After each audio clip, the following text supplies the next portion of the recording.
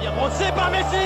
Quel ballon déposé dans le but d'Eniama de 1. C'est Chouanière. Au deuxième poteau, c'était touché. C'est un point des finales. Second poteau, Pavard. Benjamin Pavard de Mario Götze. Incroyable, incroyable quintuplé.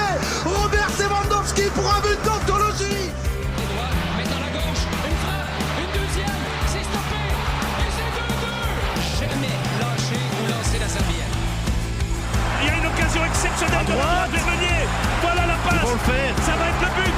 Meunier pour Lukaku. Il va le faire. Et c'est je l'ai dit, bordel. Je l'ai dit. Je l'ai dit. Ça, c'est jouer au football. Bonjour à tous, on est de retour au micro après une bonne absence. Ça fait plaisir, ça fait surtout plaisir de te entendre, Jonathan. Ben oui, bien sûr. Puis j'espère que vous êtes ennuyés autant que nous autres. Ça a été difficile de réussir à reprendre le rythme, mais là je pense qu'on va redécoller pour de bon. Là on va reprendre un beat cette année. Là. On fera pas de promesse de rythme, je pense qu'on commence à comprendre là, un peu le truc. C'est pas toujours évident de s'organiser, donc on va essayer de faire des émissions aussi régulières qu'on peut, mais on va éviter de se donner un rythme, on verra bien. On a des sujets qui nous restent sous le coude qu'il faut qu'on aborde, donc on va les aborder. Absolument. Puis on a une bonne excuse. Le soccer nous occupe beaucoup. Ouais. Ça prend une grande place, dans nos vies. Puis là, d'ailleurs, je vais en profiter pour souligner que Kevin a eu une nouvelle nomination de son côté. Ouais, c'est pas le but du podcast. Non, c'est pas le but, mais c'est quand même Kevin est maintenant à la direction là, du direction générale du club de soccer Énergie Centre Mauricie. Mais moi, je me permets de le dire parce que ça me fait plaisir là, qui ait pris le flambeau vaillamment pour porter le club jusqu'où on aspire à le mener éventuellement. Là. Donc voilà. Ouais, je te laisse faire cette présentation-là. Ça me gêne plus qu'autre chose. Mais pour reprendre, on va plutôt pour reprendre, justement, on avait un bon sujet qui nous était resté sous le coude avec quelqu'un qu'on avait eu un petit peu de mal à planifier. Mais c'est un sujet qui nous tenait à cœur à moi et Jonathan. Parce que c'est pour faire découvrir quelque chose qui, de mon point de vue, on verra si notre invité est d'accord avec moi, qui est quand même absent ici en Amérique du Nord. Ça va, on aura l'occasion d'en discuter. Je dirais pas absent, moi. Oui, ouais, je vais ouvrir le débat tout de suite. De mon point de vue, mais on va en débattre, on va expliquer tout ça. Ça nous intéresse, mais je vais vous dire qu'avec la préparation, là, je pense que ça intéresse, ça touche énormément notre invité là, qui est enthousiaste. Fait que je vais te laisser présenter l'invité, Kevin. Ben, le thème qu'on veut aborder, je vais déjà parler du thème, puis je vais vous présenter, c'est le terme des ultras.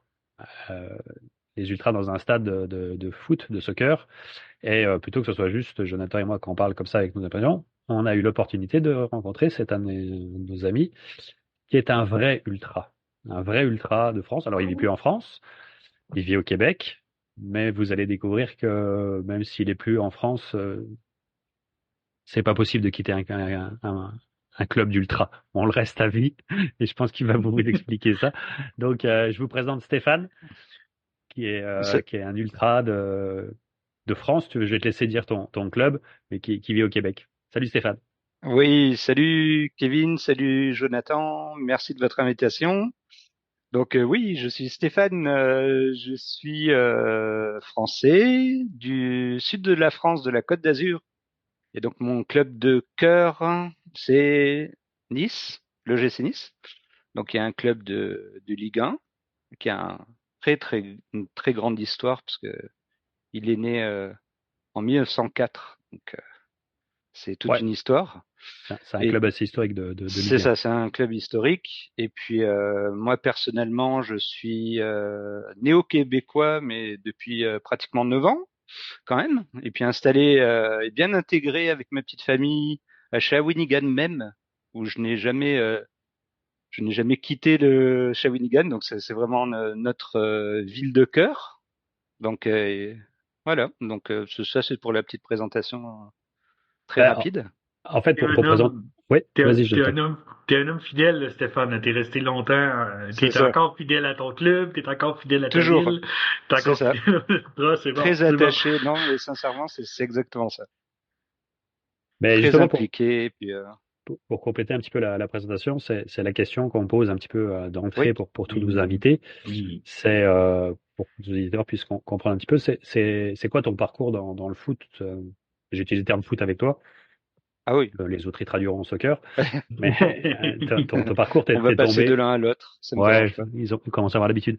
Mais Oui. c'est quoi ton parcours? T'es tombé dans le foot à quel âge? C'est quoi Ah jusqu'à bah maintenant, quoi?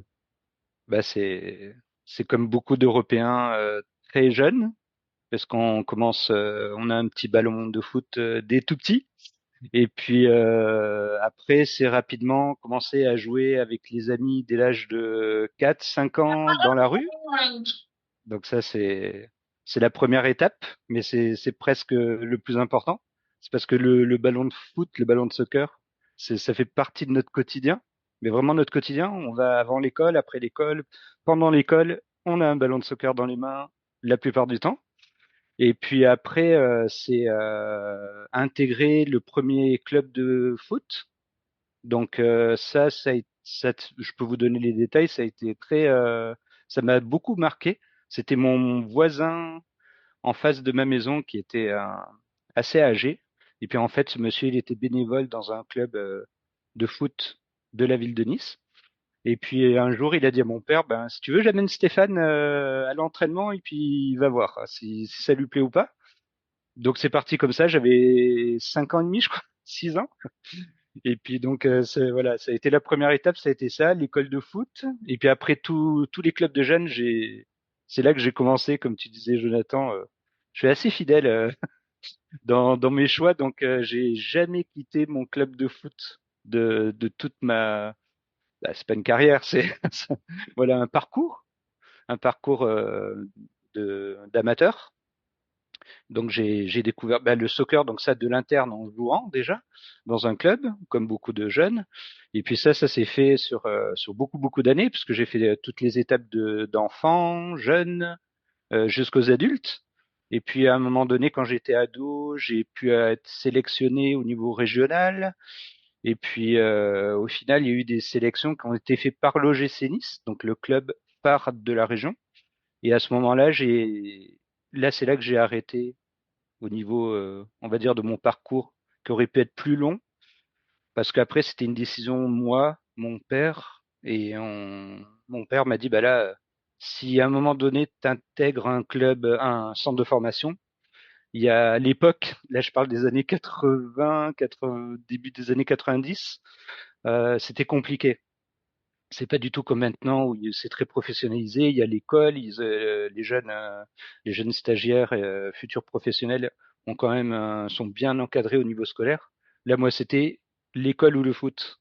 Donc, comme j'étais pas parmi les meilleurs, c'était très risqué à l'époque. Donc, mon père, il a dit non, continue tes études. Le foot, tu vas le garder pour jouer avec tes amis. Et puis, donc voilà, ça s'est fait comme ça. Et puis, après, sur l'aspect foot, donc le soccer en général, au niveau de la culture foot, là, j'ai baigné dedans depuis tout petit. C'est-à-dire que mon grand-père allait, on a dit monter, nous, on avait une expression pour déjà vous transmettre un petit peu qu'est-ce qu'on ressent quand on est passionné de foot, c'est qu'on montait au stade. Donc, comme on dirait, ben là, on va à l'aréna pour les cataractes. C'est toute une procession. Ben, nous, c'était pareil. C'était très, très important, autant que d'aller certains à l'église. Ben, nous, notre église, c'était le stade. Donc, ben, on monte au stade. Donc, ça a été mon grand-père, ça a été mon père. Mais j'ai un grand frère qui m'a initié presque à ça, parce que c'est lui qui m'a intégré dans les tribunes. On a quand même 14 ans d'écart.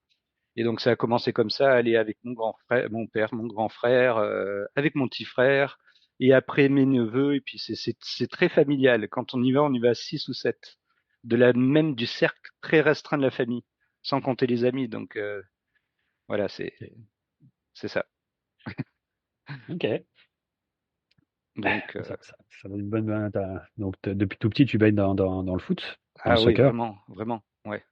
Là, il y a quelques petites phrases qui m'interpellent. Et quand on commence à faire le parallèle entre aller au stade et à l'église, ça montre déjà un petit peu où tu te J'ai situes. j'ai utilisé sciemment le terme. Alors, C'était juste pour pour, mettre en situation. juste pour continuer à mettre la mise en place pour ceux qui nous écoutent, parce que on se cachera pas, puis bah, ça va peut-être te faire tiquer un petit peu, mais si tu peux expliquer un petit peu rapidement, parce que je sais que c'est un très gros club et qu'il y a une grosse histoire, mais ce que c'est exactement l'OGC Nice, parce que c'est pas forcément un Voilà, club qui, en dehors de France, va être connu comme comme d'autres, Marseille, comme Marseille, comme Paris, autres qui ont des envergures plus c'est internationales. ça. Mais je Stéphane, dis-moi, Stéphane, t'es pas fan du Paris Saint-Germain, non? Non, non. Bah, en Non! fait, on va en reparler. Mais en fait, bah là, c'est pas fan, c'est quand on supporte à ce point un club, on peut pas supporter un autre club, en fait. C'est pas possible. Ou alors un club ennemi qui va être en jumelage avec notre club. Ben, je vous expliquerai ça. Mais en fait, c'est Bon, ça. Et puis, il y a une rivalité qui va au-delà de l'aspect sportif entre Paris, la province, Marseille, Nice, on dirait Montréal, Québec pour le hockey. Ben, c'est un peu ça. Pour mais faire un donc, parallèle. si tu fais un rapide résumé historique de ce que c'est l'OGC Ah oui, Nice. oui, oui, absolument. ben oui, c'est ça. Donc, c'est un club qui est né au début du XXe siècle, donc très ancien. Et puis, il s'appelle officiellement l'OGC Nice Olympique Gymnast Club de Nice, parce qu'à la base, c'est un club omnisport. C'est-à-dire qu'en Europe, il y a eu beaucoup de structures qui ont démarré là, on parle de l'avant Première Guerre mondiale. Donc, c'est vraiment le début du XXe siècle. C'était les Anglais qui sont arrivés en France, et puis qui ont initié plus l'aspect club sportif de manière générale. Et donc il y a des clubs qui se sont créés de partout. Il y a l'un des plus anciens, c'est le Havre, qui est peu connu à l'international pareil, mais qui est très très ancien, qui a été fondé par des Anglais. Et le GC Nice, pareil, ça a été en fait au départ c'est venu de cette culture-là, de la culture anglaise. Et puis, ce club omnisport avait plusieurs forcément sports, de l'escrime, de la gym, du foot. Et puis après, il y a le foot qui s'est développé. Et très très vite, en fait, ils ont intégré les premiers championnats qui se créaient à très peu d'équipes. Ils ont été très performants. Et puis, ils ont eu la chance d'avoir une très très grande équipe dans les années 50. Donc là, on remonte loin, mais pour démarrer vraiment l'histoire du club, c'est les années 50. C'est là, je vous parle de Coupe d'Europe, de matchs contre le Barcelone, le Barça, le Real Madrid à Nice, des championnats de France gagnés. C'est ça, et puis un gros, gros niveau au niveau européen.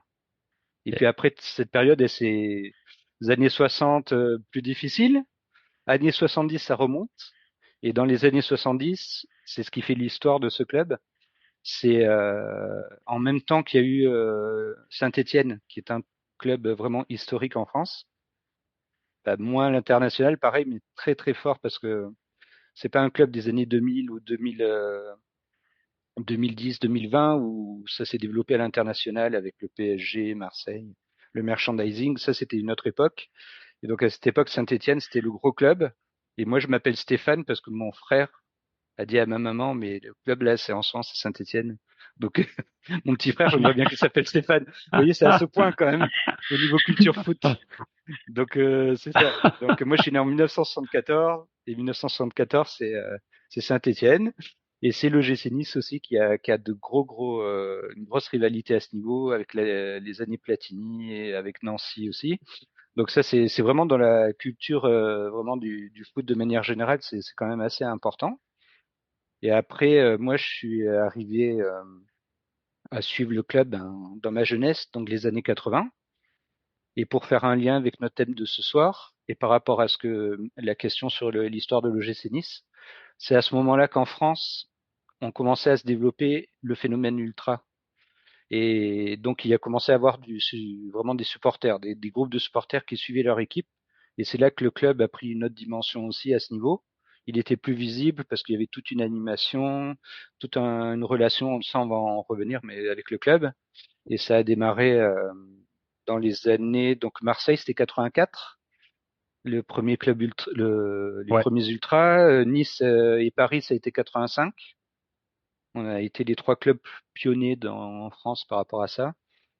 Et puis pour remonter avant, c'était le phénomène ultra, il date des années 50 avec le Torino en Italie, donc Turin. Et puis les années 60, ça a été les rivalités entre clubs italiens, c'est là que ça a commencé.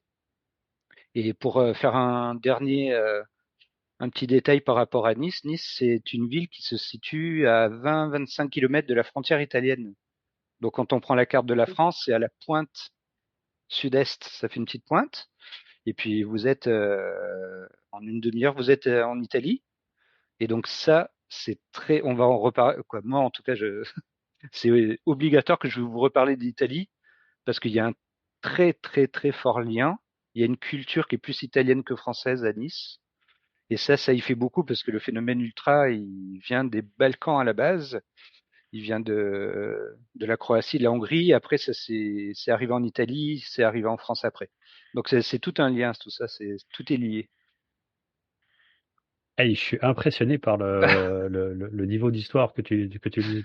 Bah après, c'est peut-être trop, mais Non, non, non, non. Non, non, non, non, non, non. C'est pas, c'est pas- pour comprendre le phénomène, il y a beaucoup d'aspects culture et histoire par rapport au phénomène ultra. Si on ne prend pas en compte, il va y avoir que des a priori négatifs et les gens vont pas comprendre. C'est pour Oui. ça que je vous remercie d'avoir l'antenne, d'avoir cette tribune, parce qu'on peut se permettre de remonter à pourquoi pourquoi il y a des ultras, pourquoi ils se comportent d'une certaine manière. Et Et t'es en train de voler les questions qu'on avait à poser. ah non, Puis Ah non, là, ça fait la transition on met le ça fait plat. des c'est transitions ça, là. parfaites. Tu sais, ça vient. Là, je vais faire attaquer un peu le fil des questions, mais ça vient de où les ultras, c'est né, pourquoi, puis à quel endroit, puis de quelle façon. De quoi au Mais niveau de tu sais, l'ultra? tu dis que ça vient de la Hongrie, de la Tchéquie. Oui. De quelle façon ça s'est manifesté? Est-ce que Alors justement, c'est une bonne question. C'est ça, c'est qu'en fait, vu qu'il n'y avait pas les réseaux sociaux, il y avait même pas la télé, c'était très très peu encore utilisé et peu de personnes. Et donc le phénomène, il s'est développé par des relations entre clubs, voir ce que je vous disais tout à l'heure, des jumelages. C'est-à-dire qu'il y a nous, par exemple, à Nice, pour vous donner un exemple, on est jumelé avec le club de Turin, mais c'est pas la Juventus qui est très connue dans le monde. Bah, nous, c'est le Torino, c'est leur rivaux historique. Et c'est vrai, et eux, c'est vraiment. Donc là, c'est là où je vais commencer à ne pas être objectif. C'est qu'en fait, le Torino, c'est un club historique, c'est-à-dire que c'est le club de la ville. C'est emblématique. Turin, si on veut faire un peu d'histoire, si ça vous intéresse, la Juventus de Turin, c'est le club de Fiat, de Ferrari, Fiat, tout ça. Et en fait, Fiat, c'est les usines. Et dans les usines Fiat, il y a des ouvriers. Et les ouvriers viennent d'autres régions d'Italie, notamment du sud. Donc c'est toute cette rivalité entre les locaux et les non locaux. Et nous, nous comme notre histoire c'est attaché à la ville, et ben on est en relation avec le Torino. Donc c'est arrivé d'un des clubs qui ont créé le phénomène ultra en Europe. Et nous, on a suivi de près. Et c'est toujours le cas. Donc ça arrive comme ça par les clubs et après par les gens, par les échanges, les invitations entre supporters. Ça se passe comme ça. Et ça se passe encore comme ça. Par exemple, là, pour vous donner un petit détail, hier, euh, Lille jouait à. Il jouait où? Dortmund. En Merci. Europe? Dortmund? Oui, il jouait à Dortmund et puis il y avait les Ultras de Nice qui étaient à Dortmund avec les Lillois. Pour vous donner Ah une bon? idée. Ouais. Ok. Et puis c'est ça. Si il y a des photos des supporters lillois qui rentrent dans le stade. Et vous avez les banderoles de l'OGC Nice des Ultras niçois qui étaient avec eux. Donc c'est ça, Ok. c'est toute cette histoire c'est ça, c'est du jumelage, de l'amitié entre personnes aussi. C'est marrant d'expliquer ça parce que Ça paraît improbable. Ouais, ça paraît improbable parce que la vision qu'on a des ultras, c'est ceux qui vont se battre sur les aires d'autoroute, ceux qui vont détruire les bus, ceux Justement, qui vont. c'est C'est ça. plus ceux-là. Alors justement, je sais si on peut parler après, je sais pas, je veux pas vous voler les questions, mais, Non, mais si justement. pour faire une transition, si on pourrait faire une définition de l'ultra, on pourrait partir par l'inverse, c'est-à-dire qu'est-ce que n'est pas un ultra? Bah, tout à l'heure, t'as fait la distinction entre un fan et un ultra. Oui, c'est ça. Donc il y a les différences entre un ultra, c'est ni un spectateur, c'est ni un client d'un club, et c'est ni un hooligan. Ça, c'est très important. Et c'est ça l'amalgame qui est fait, c'est entre un hooligan et un ultra. Un hooligan, il va chercher le fight, ce qu'ils appellent des fights. Donc c'est des combats, c'est-à-dire qu'il maintenant avec les moyens qu'on a, c'est plus simple. Avant, ça se faisait pas comme ça. Mais maintenant, vous avez des gens, c'est ça le danger. C'est ce que je vraiment je tolère même pas quoi. C'est pas normal que ça existe, mais c'est là où je cautionne pas du tout la violence, c'est qu'il y a des gens qui s'appellent avec leur téléphone portable, leur cellulaire, et puis ils appellent, et puis ils se disent bon ben là, même s'il n'y a pas de match, il a dit là on va faire un fight. Ça c'est des hooligans. Ils vont dire on va se donner rendez-vous dans tel pré, dans tel champ, dans telle forêt, dans telle zone urbaine, dans une zone industrielle. On va se mettre à 50 contre 50, pas le droit au couteau, pas le droit aux armes, et puis on va se fighter. Ça c'est le Ben, hooliganisme. voyons. Ça va Non, non, mais jusque-là? non, mais ça va jusque là et c'est pas épisodique quoi. Ça se fait tout le temps. Parce que Donc je me rappelle là, voilà, ce qui donc est un peu. c'est un peu violent ce que je vous dis, mais c'est pour faire la différence déjà entre différentes strates de personnes dans le stade. C'est très organisé. Il peut y avoir des hooligans, mais quand ils étaient sortis des stades, ça a commencé avec les Anglais. Heureusement qu'ils ont fait ça.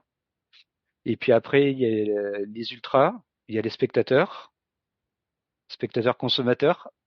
Et donc c'est ça. Donc pour vous résumer, c'est moi je vais vous provoquer, mais c'est ça. Un ultra, c'est pas un spectateur. C'est-à-dire que pour moi, je prends par exemple l'exemple du théâtre ou le cinéma. Vous allez vous payer pour voir une prestation avec des acteurs. Donc c'est ce qu'on fait dans le foot. Ce que vous faites dans le foot. Et Tu donc payes aussi. c'est ça. Donc je paye et puis je vais voir un spectacle, mais il faut qu'il y ait la qualité. C'est-à-dire que ça, je vais voir Lionel Messi, je vais en avoir pour mon argent. Un ultra, lui, un vrai ultra, il s'occupe pas du score, il s'occupe pas de la prestation, même si l'équipe a mal joué, c'est pas grave. Si on perd 4-0, c'est pas grave. On va revenir la prochaine fois. Et c'est ça, on va être, c'est même plus que supporter l'équipe, parce que supporter l'équipe, c'est faire de l'animation, faire du bruit, encourager avec des chants. Donc ça, tout le monde peut le faire dans la tribune. Et quand on est ultra, on incite le reste des tribunes à le faire avec nous, ce qui est très difficile. Et parce que les gens sont assis, puis nous, on peut pas concevoir qu'il y ait des gens qui soient assis dans une tribune et qu'on incite les gens à taper dans les mains pour applaudir ou pour un chant qu'on lance et que les gens ne répondent même pas à ça. Ça, pour nous, En c'est train de. c'est inconcevable. T'es en train de briser de mes mythes, là, je pense, là. Parce que, Ouais. parce que, Là, moi, je vous parle d'Europe aussi. oui, mais j'ai toujours eu la perception que, en Amérique du Nord, puis même, je dirais même particulièrement au Québec, Oui. on est un peu des partisans coincés. Oui. Tu sais, des fois, on va, puis au hockey, c'est comme ça, là, c'est souvent, ça manque d'ambiance. Je voulais vous donner l'exemple, justement, de ça. Une anecdote qui me tient à cœur, je voulais vous en parler. Je suis attaché, par exemple, je suis attaché à ma ville de Shawinigan. Oui. Et puis je me sens Shawiniganais à 90% parce que je peux pas l'être comme quelqu'un qui est né ici puis qui a eu toute sa famille, toute sa vie ici, même professionnelle. Mais je me sens Shawiniganais. Et quand la première fois où je suis allé avec mes enfants à l'arena, donc moi les cataractes, je suis passionné je supporte les cataractes. Et quand je suis rentré dans l'aréna, j'ai eu un comportement pendant 10 minutes qui ressemblait, alors pas ultra, bien sûr que non, mais à un supporter, c'est-à-dire quelqu'un qui vient pour encourager son équipe. Donc moi, il y avait voilà un joueur des Cataractes se faisait pousser par l'épaule, qu'il y avait faute, et puis l'arbitre ne sifflait pas. Ben moi, j'étais debout. Puis je commençais à dire non, non, mais là, et puis les gens ils me regardaient, ils me disaient mais non, mais lui va être sorti dans 5 minutes. Donc là, c'est là que j'ai pris conscience. J'ai dit non, là, je vais me calmer, et puis je vais faire comme tout le monde, c'est-à-dire s'il y a un but, j'applaudis. Si je me sens, je me lève. Mais c'est même pas sûr que les gens vont se lever. Mais moi, je me lève, je prends mon enfant. Andrea, mon petit garçon à l'époque, je le prenais dans les bras et puis je le montais en l'air et puis je le secouais. Voilà, c'était mais au bout du deuxième match, parce que c'est ça, c'est de la passion. Moi, je vais pas voir un match pour voir 10 buts au hockey et puis que ça se passe bien ou mal. Je veux dire, c'est ça. Mais ça, je l'ai vécu. Moi, je l'ai vécu pour la première fois. Puis tu sais, ça a probablement aucune commune mesure avec l'Europe. Moi, soit dit en passant, un club que j'aimerais vraiment aller voir, c'est, puis tu sais, je veux rien enlever à Nice, mais c'est l'AC Milan, là. Ouais. Juste pour chanter Sarah Petit Ti Amo avec tout Ah le oui, mais monde. tu l'avais dit lors d'un podcast, Ouais, on avait parlé de ouais. Milan. Ouais. Oui, absolument. Mais tu sais, la première fois que j'ai vécu un peu plus de quoi ça a l'air, la culture des ultras Oui. ou des supporters au soccer, c'est vraiment quand je suis allé voir, tu sais, c'est la banane, mais le CF Montréal, puis la première fois Oui. que je suis allé, ça s'appelait encore l'Impact. Oui. Puis la section famille est très proche, j'ai toujours été avec mes enfants, puis la section famille est très proche de la 1642. Mm. Puis moi, ça m'avait frappé parce que tu sais, c'est 2 fois 45 minutes, là, c'est 90 minutes, c'est 90 minutes de C'est ça. tambour, de trompette, de chant. Euh, on se fait scorer un but. On continue à chanter. On continue encore plus fort pour encourager. C'est ça. Bah, ça, J'ai déjà vécu une défaite 5-1. c'est Puis ça. eux autres, ils ont jamais dérougi. Fait que tu sais, moi, ça C'est m'avait frappé exactement de ça. dire wow, hey, tu vas au Canadien de Montréal, là, à 5-1 en troisième période, là, il reste 10 minutes au match, puis le monde commence à partir, là. C'est ça. On Pour moi, est c'est inconcevable, c'est ça, de payer une place $300 et puis partir au bout de la troisième période, quoi. absolument, absolument, mais ça me surprend quand même de, tu sais, malgré qu'il y ait cette culture-là, il y a quand même du monde qui reste assis, là, comme tu dis, là, il y a Ouais. du monde qui sont. Bah Ça, après, c'est pas grave. Moi, c'est inconcevable pour moi. Mais par contre, on n'est pas du tout. C'est pas une secte. C'est-à-dire que c'est normal que dans un stade, il y en ait pour tout le monde. C'est-à-dire qu'il y a des gens qui viennent en famille et puis ils viennent se divertir ou c'est leur sortie. Il y a pas de souci. Mais c'est ça. Mais et puis ça, la question de Kevin aussi, moi ça me préoccupait. C'était quand tu disais Kevin que il y en avait pas du tout en Amérique du Nord. Mais en fait, alors le Canada, je veux bien. Moi, je trouve qu'à Montréal, c'est particulier à Montréal, mais je trouve qu'il y a vraiment des vrais ultras et à leur niveau.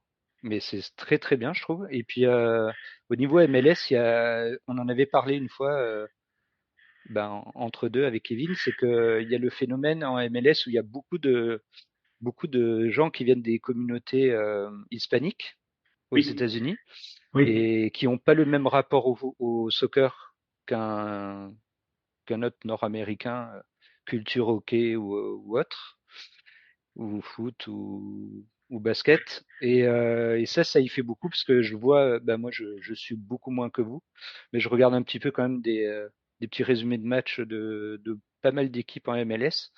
Et je vois des tribunes qui sont très bien animées, ou ce que tu disais pour le CF Montréal, ça peut s'appliquer à beaucoup de clubs en MLS qui commencent vraiment à avoir des tribunes avec des gens qui supportent leur équipe jusqu'au bout, quel que soit le score, qui font beaucoup d'animation, avec tambour, qui restent debout, etc. Et je trouve que le phénomène, il prend de l'ampleur et puis c'est pas artificiel.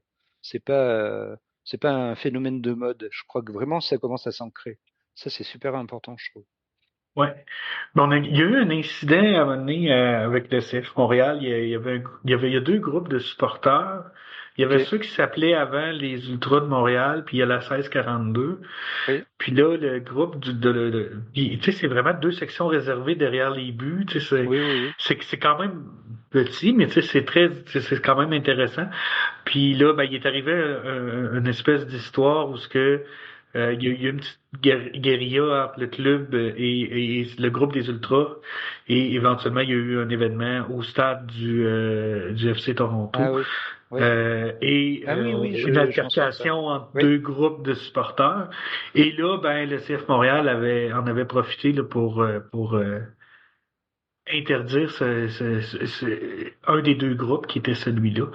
Et tu sais, c'est pour ça que tu me parlais tantôt là, des hooligans là, qui se Oui. planifient Oui, des oui. bagarres extra-match. Là. Il n'y a pas de match, ils s'en vont quelque part C'est dans un ça. champ ou dans une forêt pour se battre, puis que ça parle sur les médias C'est sociaux ça. ou peu importe. Là, on parle juste il y a eu une altercation entre Oui, c'est deux. autre chose.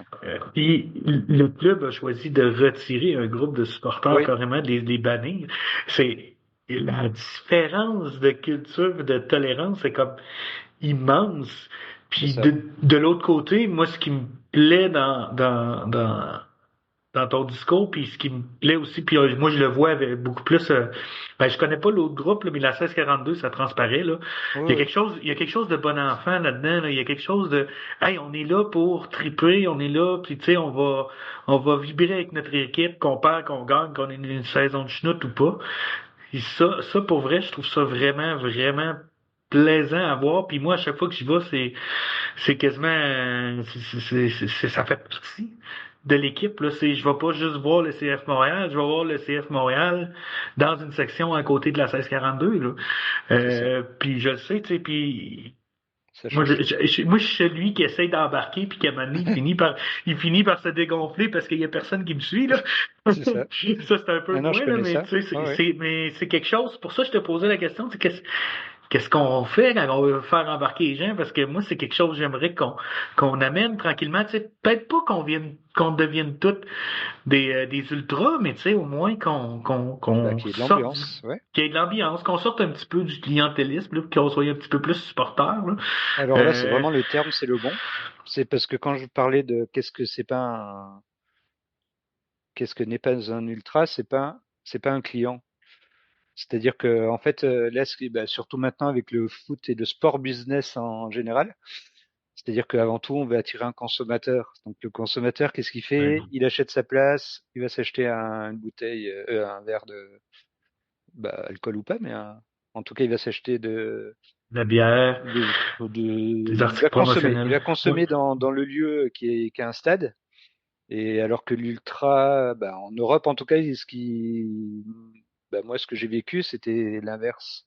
C'est-à-dire qu'on consommait, on allait manger une pizza avant, et puis après, on rentrait dans le stade, et puis après, de toute façon, on pouvait plus bouger. C'est l'inverse de c'est-à-dire on est tellement sur un petit périmètre et tellement nombreux debout, de toute façon, on peut même pas s'asseoir.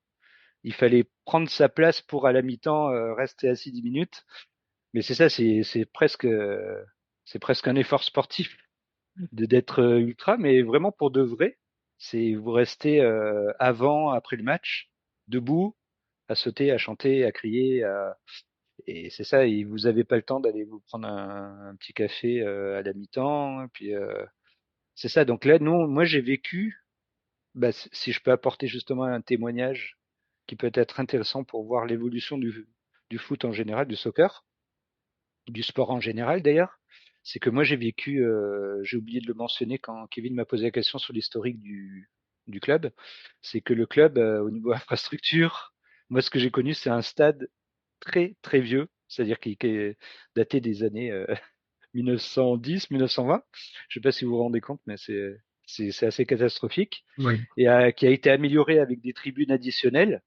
Après, il y a eu des soucis, on pourra en reparler de la violence, mais ça a été à un point où il y a une tribune qui a été démolie après un match à cause d'incidents. Ça, je pourrais vous en reparler. C'est quand même assez impressionnant. Et après, c'est ça. Et c'était un petit stade à l'anglaise où on était très proche des joueurs, avec 10-15 000 personnes. Et là, par exemple, le GC Nice est passé à à un stade de 35 000 places. Très, très belle structure, moderne, avec tout ce qu'il faut. Et pour faire le lien avec le sujet dont vous parliez, c'est que bah, dans ces tribunes-là, maintenant à Nice, là que j'allais dire que j'ai en arrière-plan, mais les auditeurs vont pas le voir. Mais en fait, c'est dans les tribunes maintenant, on a en dessous des tribunes, on a tout ce qu'il faut pour consommer. C'est-à-dire que là, il y a des rangées entières de snacks, fast-food, tout ce qu'il faut. Mais c'est ça, c'est un énorme changement par rapport à ce que j'ai connu. Une petite tribune en béton avec des grillages, limite des barbelés, et puis c'était avec des grilles en métal. Voilà, c'est un autre monde en fait. Et ça s'est passé en 20 ans, 25 ans, ce qui est très peu par rapport à l'histoire du foot en général. Donc ça c'est très très intéressant, c'est passionnant de parler de l'environnement aussi. Tout est lié.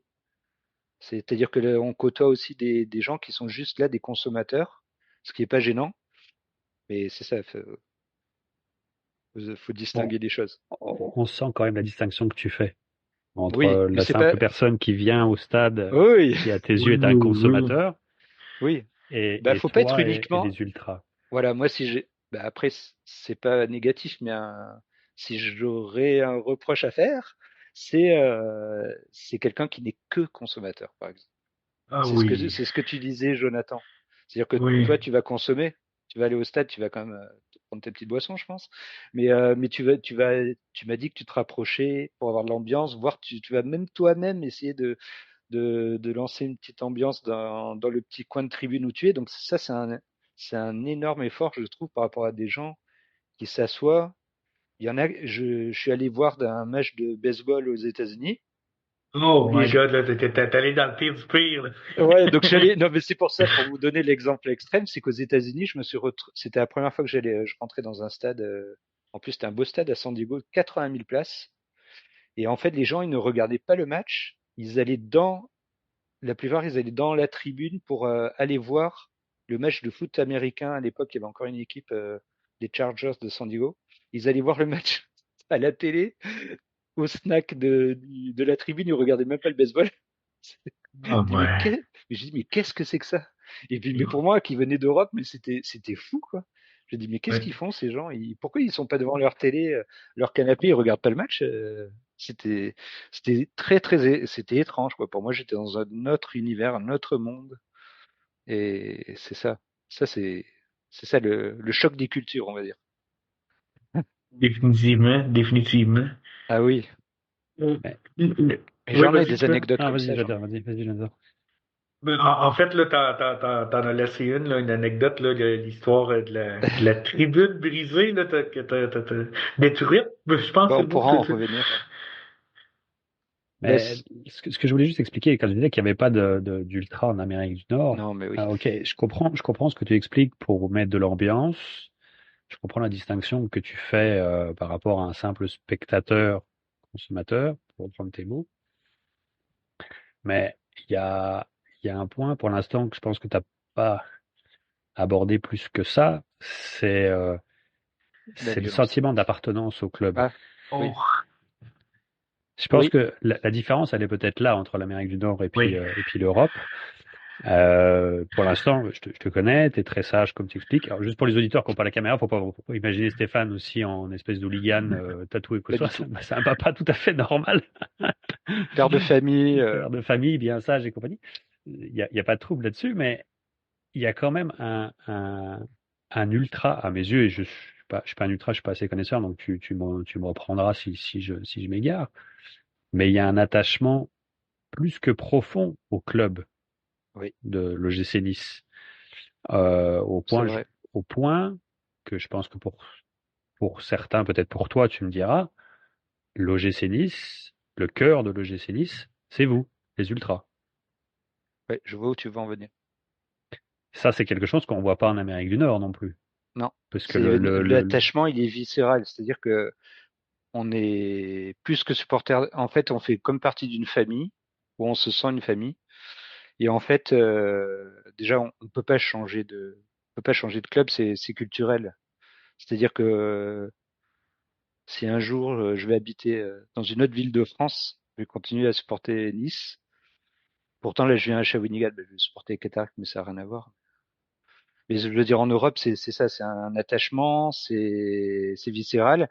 Et en plus, c'est lié à l'histoire. quand on est né dans une région et qu'on est attaché à son histoire, à son patrimoine, qu'on a vécu en famille de culture italienne et non française, et ben c'est ça. Il y a des rivalités, il y a des querelles de clochers, il y a une question d'identité, il y a même de la politique et on pourra en reparler, mais il y a l'aspect politique qui est très très très important et qu'il y aura, comme tu dis, Kevin, c'est impensable. En Amérique du Nord, il y aura jamais l'aspect politique, il y aura jamais l'aspect. Bah, Je fais un petit apartheid là-dessus après. Oui, non, mais au point, bah, pas au même niveau, mais oui, c'est sûr. Et puis c'est ça. Et puis l'ultra, en fait, c'est ça, c'est un groupe, mais c'est aussi, c'est ça, c'est une culture, c'est un mouvement, c'est un comportement que les autres n'ont pas. Donc et Parce que l'attachement au club, il est énorme. On est si je dis, acteur. C'est ça, on voilà. pourra en revenir. Bah, C'est ça justement, que c'est ça pense que que je voulais c'était le point. en venir un C'est petit ça. peu, parce que Ouais. si je dis que l'OGC Nice, donc il y a un propriétaire, Ineos, il y a un Ah comité de ouais. direction, C'est ainsi de comme une suite. franchise, quoi.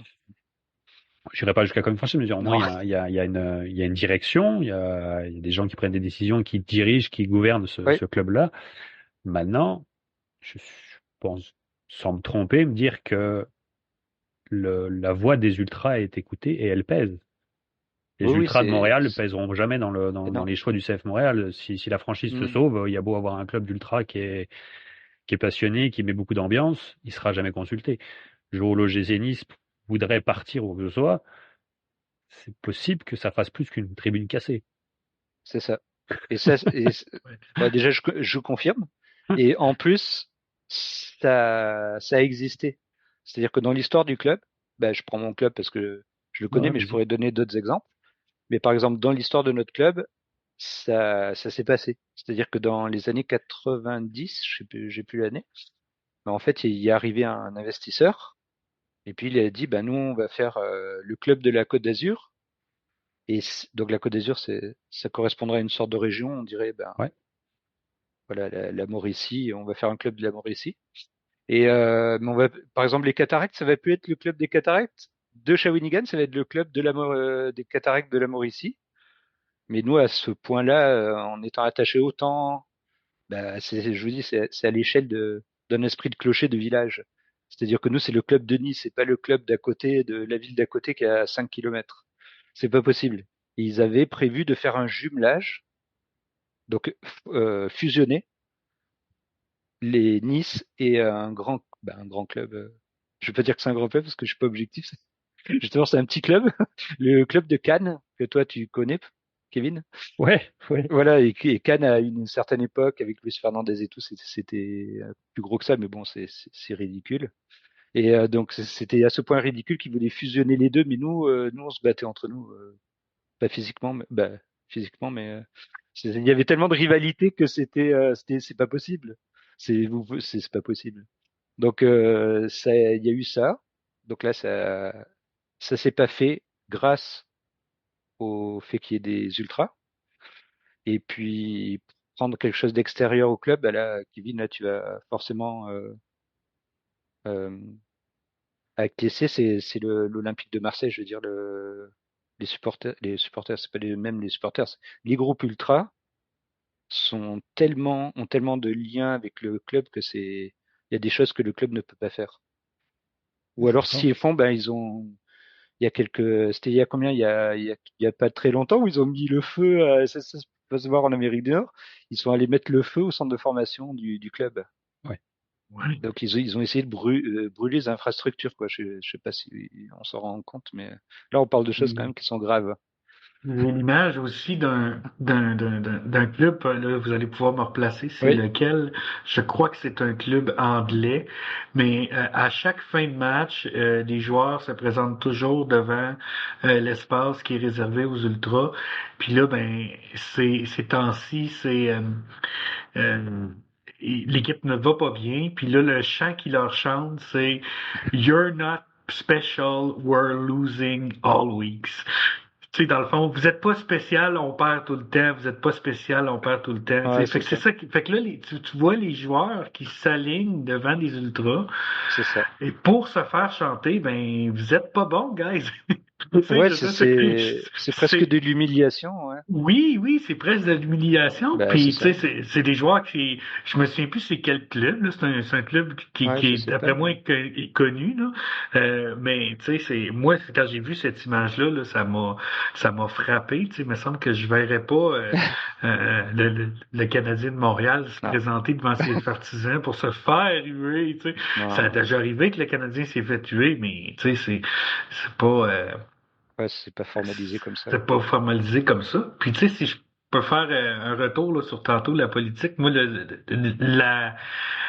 l'épisode que je trouve qui se rapproche un peu, puis je dirais un peu, c'est quand même majeur, mais je pense qu'il y a, il y a une mesure quand même, là. C'est avec l'histoire du hockey, c'est que dans à une certaine époque, il y avait vraiment un racisme envers les Canadiens français. Ah bah Euh, oui.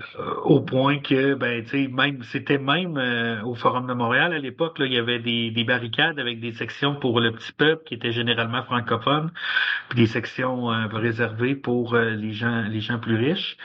Et il y a eu à l'époque aussi, pourquoi il y a eu la dynastie du Canadien dans ces années-là, c'est que ben, il y a personne qui voulait des joueurs canadiens et français, puis le Canadien de Montréal avait la priorité, puis ben les meilleurs joueurs étaient tous canadiens et français. Ben Mhm. oui, il y avait une masse critique de joueurs très bons.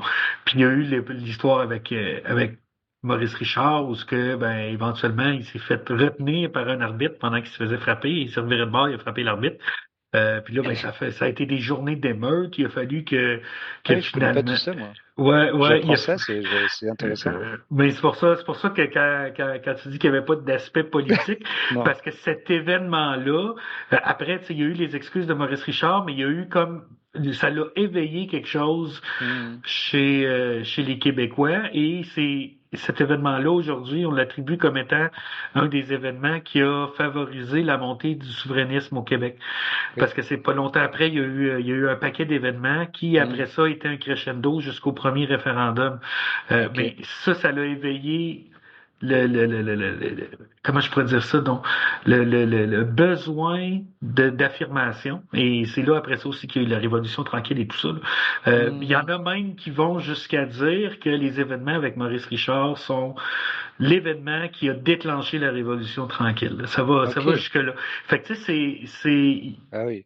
c'est le comparable qu'on a ici de peut-être, tu sais, peut-être qu'il y a il y en a des dizaines des exemples comme ça en Europe, mais nous, c'est l'exemple qu'on a, mais ça, il n'y aura pas ça nécessairement aux États-Unis avec le hockey, là. Tu vas avoir ça avec d'autres sports, là. Mais tu sais, c'est Mhm. particulier, là, Au Québec. ici, là. Ouais, ouais. Mhm. Et puis GoAbs, Abs, c'est les habitants. Oui, c'est les habitants. C'est à la base, c'était péjoratif, non? De la part C'était des anglophones, non? le nom du club était un peu un satire dans le fond, là. C'était un peu Mhm. parce il y avait deux clubs. Il y a déjà eu deux clubs à Montréal, Oui. le club anglophone et le club francophone. Puis les Habs étaient Ah, c'est ça, ok. le club Ah, francophone. ouais. C'est lui qui a perduré. Et là, je parle de début du 20e siècle aussi, là. Ah, ouais. Mais De toute c'est façon, on loin. pourrait faire le parallèle, le hockey, c'est le foot en France, quoi. Le hockey ici, c'est le foot en France. Québec, au Québec. Au Au Québec, Québec, hein, je parle du Québec. Oui, Oui, oui. oui, oui. Au Canada, oui aussi.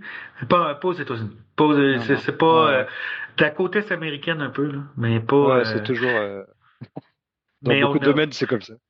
Mais tu sais, c'est nous les émeutes sont juste quand on gagne. Oui, bah oui. On est original comme ça. Mais tu sais, ça n'a aucune commune mesure au niveau de l'implication, là. Non, c'est ça. J'en connais. Tu sais, j'avais jamais vécu quelque chose autant. Tu sais, dans un match régulier là, de saison d'avoir autant d'ambiance là, qui vient des ultras, là, Non, non, c'est ça sûr. se compare pas, ça se compare pas. C'est ça. Donc pour revenir sur les ultras et le club, on va dire la Ouais. direction, c'est ça, c'est le poids de la décision dans le club.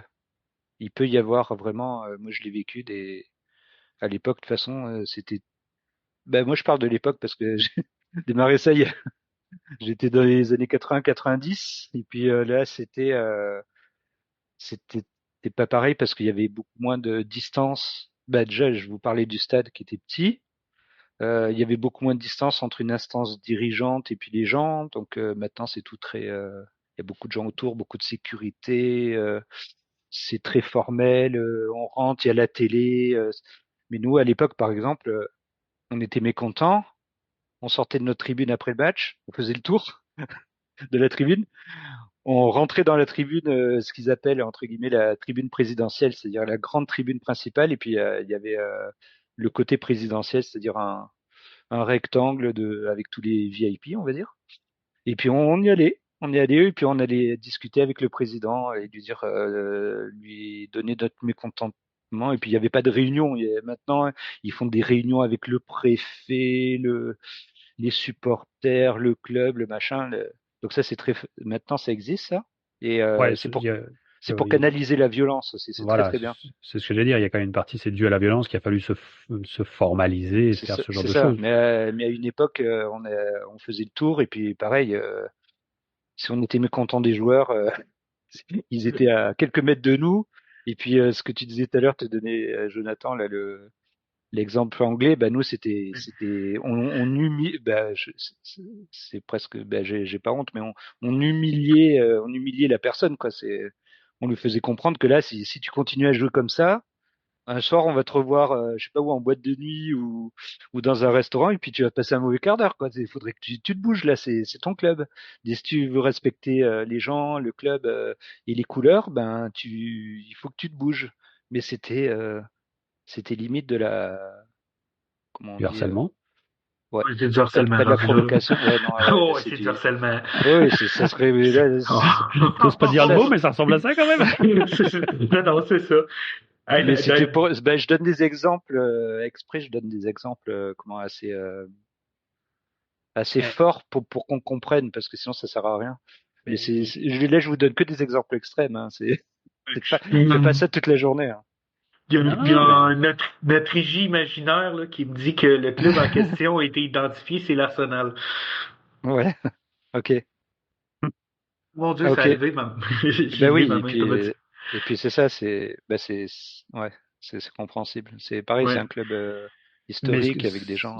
ce que je voulais avoir comme à ma question, c'est ce que je voulais, c'était aussi avoir ton point de vue à toi.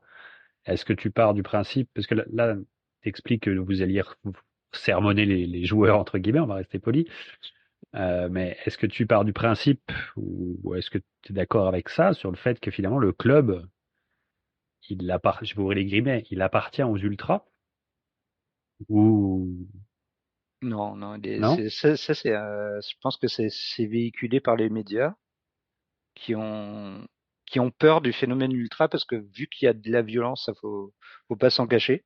Il y a de la violence qui est canalisée plus ou moins et ça fait très peur parce qu'il y a tellement un système économique avec beaucoup d'argent en jeu, les médias aussi, les radios, les télés, elles veulent que ça fonctionne et qu'il y ait des clients, des consommateurs qui viennent, qui viennent au match.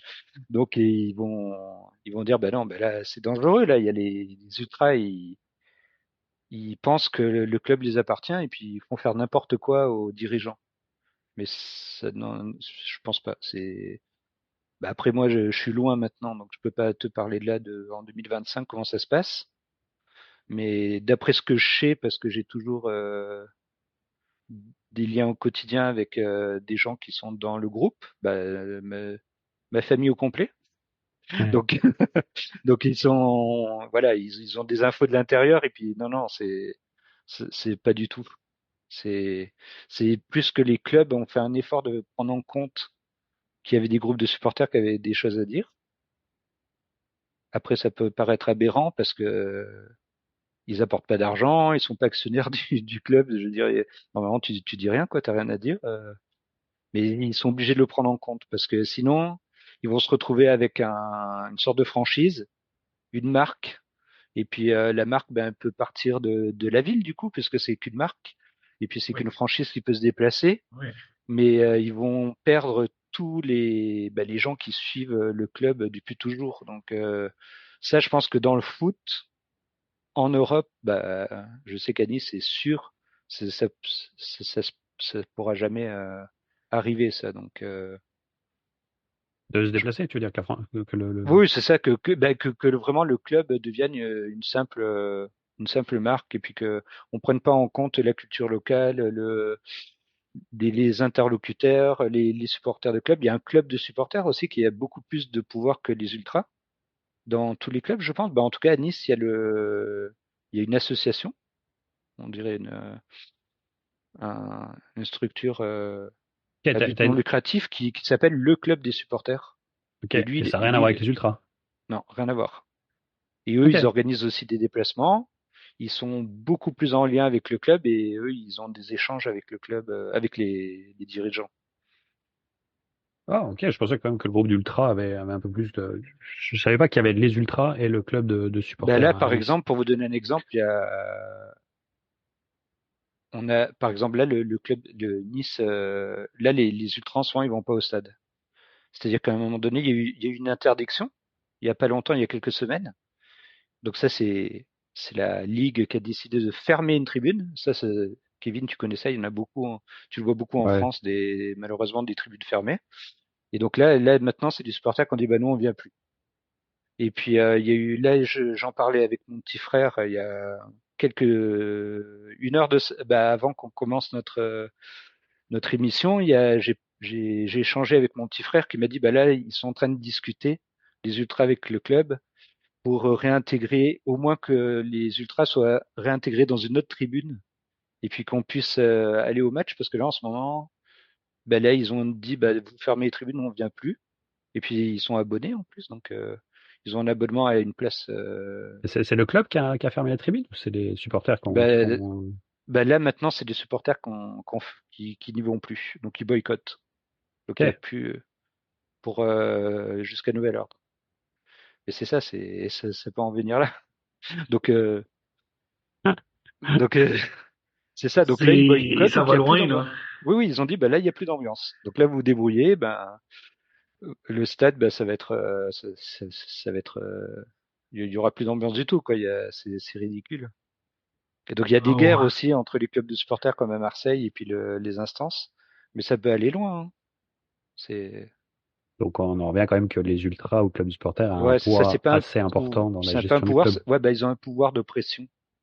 Mais après, Oui. est-ce que c'est toujours pris en compte? Bah là, par exemple, non, là c'est un peu la guerre là entre les dirigeants et puis les ultras. Ok. Ouais. Comme on n'avait pas la tête, vous avez un poids et que c'est pas la même chose ici, que ce Oui, sera pas la oui. même chose ici. Ah non, non, ça c'est sûr. Le business du sport est pas pareil en Amérique du Nord par rapport à l'Europe. Ah non, c'est sûr. Il y a des bonnes différences quand même. Oui, Mais oui. on y est peut-être passé un petit peu vite, c'est peut-être moi qui n'ai pas bien compris. Je vais essayer de reprendre le fil des questions que j'avais Oui, préparées. oui. Mais qu'est-ce que vous venez chercher au stade en tant qu'ultra? Parce que moi, Bah, je vais me classer du coup, je vais me classer comme supporter consommateur. eh oui, Je viens, c'est normal. j'ai pas de honte à aller me chercher un coca et un hot dog à l'habitant. Je Ah suis bah navré, non. Stéphane. Non, non, mais non, c'est pas une honte. C'est pas une honte, Mais c'est juste une différence de comportement. ouais, mais alors du coup, parce que moi j'ai toujours la vision de l'ultra, bon, je vais prendre un gros cliché, mais qui est presque dos au match, qui Ouais, fait toute l'ambiance, puis qui a rien vu du match, qui est torse nu, qui a c'est crié ça. tout le long et qui était dos au match et qui a rien vu. Qu'est-ce C'est qu'est-ce qu'il ça. vient chercher? Qu'est-ce que tu vas chercher au stade dans ce cas-là? Si Bah, c'est pas cette pour voir personne-là, le soccer, le foot. la tribune, en fait, elle est très hiérarchisée. C'est un peu comme, tu dirais, dans l'armée ou ailleurs, Ouais. dans toute structure où il y a une organisation. C'est-à-dire que la tribune, elle est hiérarchisée. Il y a des supporters. Et puis, en fait, chacun va avoir sa place. Il va y avoir des cercles par exemple, en Italie, tu as des endroits que tu peux pas aller. Tu prends ta place dans la tribune, mais en fait, ils vont te dire, bah non, toi, tu écarte-toi un petit peu. Et à Nice, c'est pareil. Tu vas te mettre un peu sur le côté parce que là, on est là, nous. Et donc, en fait, pour te répondre à ta question, bah, par exemple, la tribune, là, qui est ici, ben, vous avez sur les côtés les supporters, vous avez les ultras un peu plus au milieu, et vous avez une hiérarchie avec le cercle, euh, un petit peu le cercle Central. au central, un peu les plus durs, et puis vous avez ceux qui sont dos au but, pour répondre à ta question. C'est ce qu'on appelle un capo en italien, donc c'est un capo, c'est le chef. Le chef dans n'importe quel milieu, c'est le chef. Même dans une entreprise, le capot, c'est le chef d'entreprise. Et voilà, donc lui, le capot, lui, il est pas là pour rigoler. Il est juste là. Il va rester derrière, dos à la tribune. Il va pas regarder le match. Et c'est lui qui va avoir l'initiative. C'est très formalisé de lancer des chants. À une certaine période du match, ça va pas être le même chant. Et il va synchroniser ça avec des gens qui tapent sur les tambours pour faire un tempo.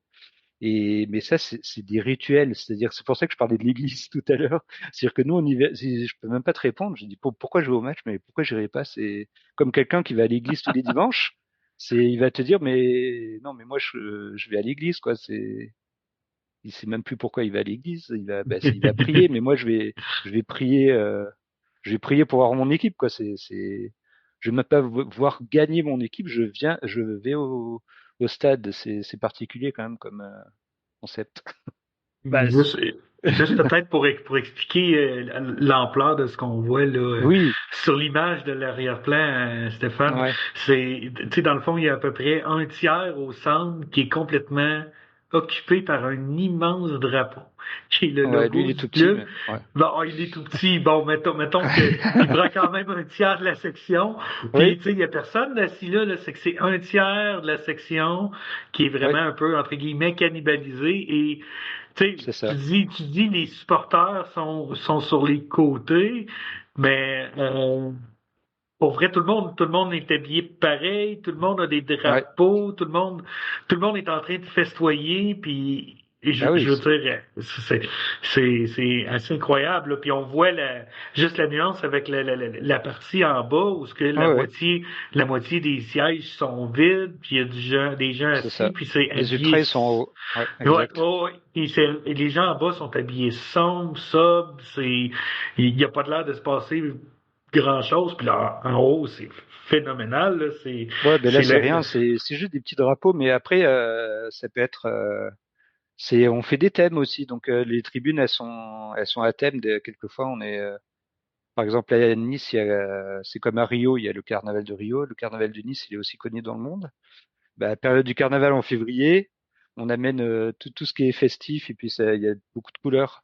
L'été par exemple quand il fait très très chaud, on prend des choses de plage qu'on met dans les piscines là et tout là, des petits, et puis on les jette en l'air, et puis c'est ça, donc c'est assez impressionnant au niveau des couleurs, et puis c'est vraiment festif. Et pour en revenir à ça, il y a des gens qui vont rester sous des bâches parce que c'est très il y a beaucoup d'outils comme les écharpes, les bâches, les drapeaux, ce qu'on appelle le tifo, c'est vraiment de faire le plus beau tifo possible. Ça, c'est très très important parce que c'est la visibilité aussi du groupe.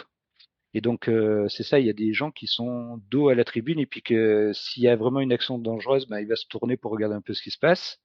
S'il y a un but aussi, mais sinon il regardera pas le match, cette personne-là. Donc lui, mais c'est ça lui il est torse nu là. Lui il est torse nu, puis il regarde pas le match. Même en hiver, oui. Il regarde pas le match. Et puis il a vraiment une fonction importante. Ils sont à Nice, je te rassure Jonathan, il neige pas beaucoup à Nice. Non, c'est ça. Il fait pas moins 30. L'hiver il fait 10. Mais si vous regardez des images partout en Europe, même l'hiver, ils sont à torse nu. Pareil. Après, non, j'allais dire une bêtise. Mais... Ils prennent des boissons pour tenir chaud. C'est pas pareil. C'est ça. Ça peut aider. Donc voilà, c'est ça. Mais ça, c'est le cliché, mais c'est vrai. Mais c'est ça. Donc en fait, pour répondre vraiment sérieusement à ta question là, pour Kevin, c'est il y a une hiérarchie dans la tribune, et la personne, elle est investie d'une mission, mais qui est très très importante. Et puis tu peux pas la détrôner, quoi. C'est le capot, tant qu'il est pas malade, c'est lui. Et après c'est une association à but non lucratif. Chez les Ultras, ils ont leur association, avec un président, un secrétaire, un trésorier, avec des membres, des vice-présidents, quoi. C'est une vraie structure associative. Et donc il y a un président qui est le capot. Lui, il a vraiment bénévolement, mais il paye même pour le faire. Mais c'est ça, c'est sa mission, quoi. C'est sa mission, et puis il va le faire très très sérieusement. Et puis il est suivi par tout le monde. C'est-à-dire que moi, quand je vais au stade, je suis un bon père de famille, mais là je fais partie d'un groupe, et donc là c'est terminé. Je fais partie d'un groupe. Je suis plus Stéphane dans la vie quotidienne. Je suis un membre de mon groupe, et c'est très très très important. C'est pour vous donner un exemple, c'est de phénomène de groupe, il y a l'effet d'entraînement, c'est-à-dire que là si le capot il chante, tu vas pas chanter autre chose, ou si tu chantes pas, l'autre à côté il va te donner un coup de coude dans les côtes, et puis il va te faire comprendre qu'il faut que tu chantes. Mais c'est à ce point. Non non, mais vraiment c'est sérieux ce que je dis là. Ah non, mais je te crois. Ça, Ouais. c'est juste que ça. En C'est à fait, ce point, c'est pour vous donner vraiment du vécu, parce que vous vouliez du vécu. Le vécu, c'est ça, c'est-à-dire que c'est un phénomène de groupe, et le piège, après peut-être que vous allez en parler, parce que ça, on peut pas l'occulter, c'est la violence. C'est-à-dire que après, il faut être conscient, faut pas faire n'importe quoi. C'est-à-dire il y a le phénomène du groupe, mais il faut pas qu'il y ait un effet d'entraînement et puis faire n'importe quoi.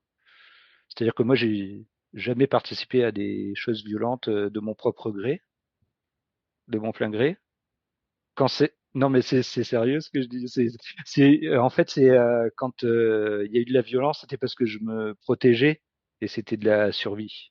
Donc j'étais obligé de le faire. C'était ça Ouh là, où ouh on là m'a là. marché dessus. Non, non, mais c'est après il y a des choses, je sais pas si je peux y dire à l'antenne, mais c'est ça. Je peux vous donner des dizaines d'exemples, parce que ça c'est sur toute ma vie. Donc si vous comptez un match tous les 2 semaines, et puis voir des déplacements, ça fait pas mal d'exemples à donner.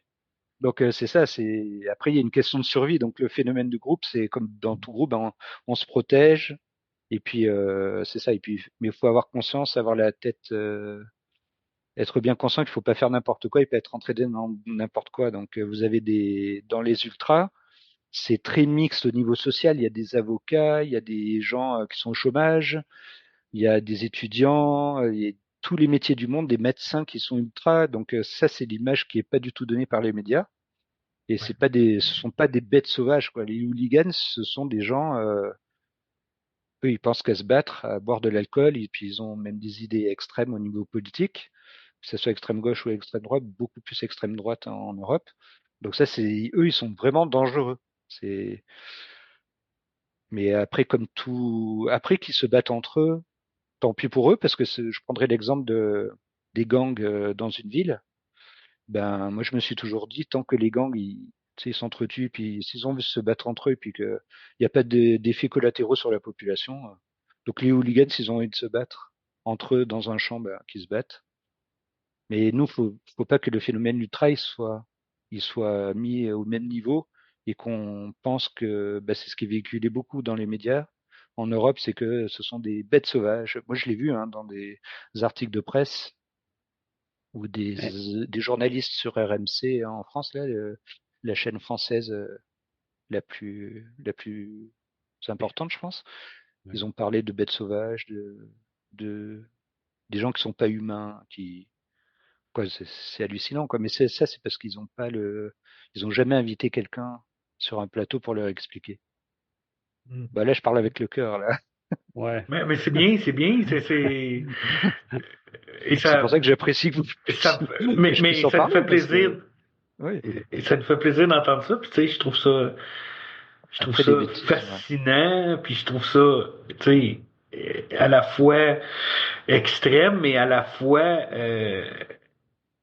il y a une dévotion quand même là-dedans qui est intéressante. Puis euh, je trouve qu'il y a quelque chose tu sais, d'aller supporter une équipe. Quel qu'en soit Puis, quel qu'en soit le résultat, puis tu sais, c'est ça quand on parle ouais. de sport, c'est ça le sport. Puis tu sais, moi j'ai des garçons qui sont tous sportifs. Puis tu sais, j'en ai un qui est gardien de but. Puis Ouais. moi je dis tout le temps, c'est chaque tir compte là. Il y a pas En réalité, il y a pas de match. Il y a juste toi qui donne le maximum de ce que tu es capable de tir par tir là. Fait que tu sais, puis là je trouve qu'on rentre dans cette mentalité là, mais pour les partisans, c'est peu importe où on en est. Il n'y a pas de match, il n'y a pas de série, il n'y a pas de saison. Il y a juste des partisans qui encouragent leur équipe coûte que coûte à chaque seconde. C'est ça.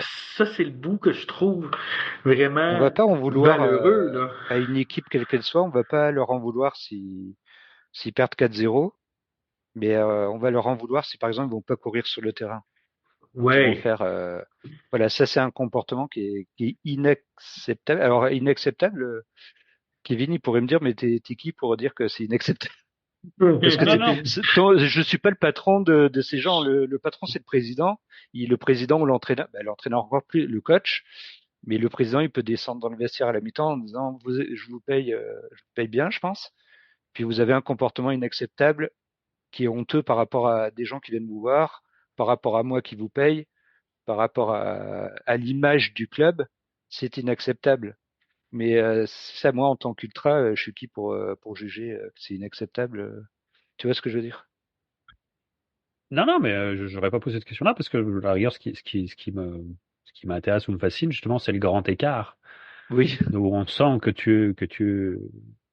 t'es attaché. Le mot est même pas assez fort à ton Non, groupe d'ultra. Et au club, et à la ville, Et au club et à la ville. Et quand même, bon, sur la pelouse, ça reste quand même de plus en plus à l'heure actuelle des joueurs quand on veut être méchant, qu'on appelle ça des joueurs mercenaires, mais qui sont Oui. là pour faire leur carrière et puis qui seront là juste 1 an, 2 ans à Nice ou dans Ah un oui, autre c'est club ça. Partout et maintenant. qui font le maximum sur la pelouse pour essayer de décrocher un contrat plus C'est ça. lucratif. Donc l'écart, il est assez impressionnant entre Oui, vous, les ultras, et ceux qui sont sur la pelouse. exactement. Moi, c'est ça qui me rend le plus perplexe parce que ça C'est un s'entend dans tes phénomène de paroles société. que tu, ouais, c'est un fait de société, mais c'est impressionnant comme quoi tu vas tous les week-ends au stade, tu t'imagines pas ne pas y aller. Bon, c'est comme aller à la messe pour reprendre tes mots, mais sur la pelouse, ils n'ont pas cette vision-là, eux. Ah non, pas du tout. Et c'est ça le grand écart. C'est qu'en fait, de plus en plus, il y a tout, déjà, il y a l'aspect économique et puis l'aspect de la carrière du joueur. Et, et c'est ça, il y a il y a une période dans les années, moi quand j'ai commencé à fréquenter le groupe, c'était les années, fin des années 80, beaucoup des années 90, et il y avait encore des joueurs qui étaient attachés à leur club, et en plus notre club, il était même pas en première division. C'est-à-dire que ça, faudrait si on a le temps, on pourra en parler. Il y a un phénomène qui est très important, et la différence par rapport à l'Amérique du Nord, mais ça c'est très très très important à prendre en compte, c'est qu'en Europe, quel que soit le sport, il y a le phénomène de descente dans une division inférieure. On en avait déjà parlé avec Kevin l'an dernier. C'est que là, il y a un système de pression de la part des ultras et de la part du club, etc. C'est une pression financière, c'est une pression presque existentielle, c'est-à-dire que si vous descendez, il y en a qui s'en remettent pas et puis le club il va disparaître ou alors il va retomber en amateur.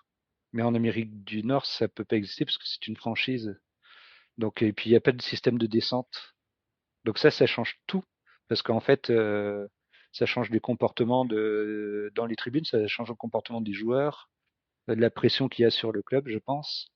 Et ça, c'est presque inconcevable pour un supporter comme moi de voir, par exemple, en NBA, des équipes qui font exprès de perdre pour être le plus bas possible, pour pouvoir être mieux placé pour, comment on appelle ça, Le repêchage. ouais, c'est Repêchage, ça, ouais. pour le repêchage.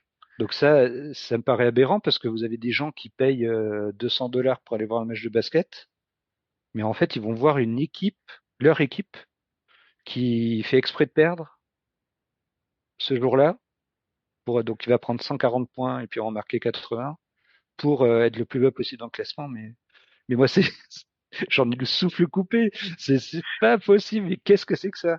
Et ça, c'est à cause de tout l'aspect économique et le système qui est comme ça, qui est très bien parce que ça permet au moins chaque franchise est sécurisée dans leur investissement. Un millionnaire, un milliardaire va pouvoir investir plus facilement son argent parce qu'il sait que lui, il est là, quoi. Il a acheté sa place.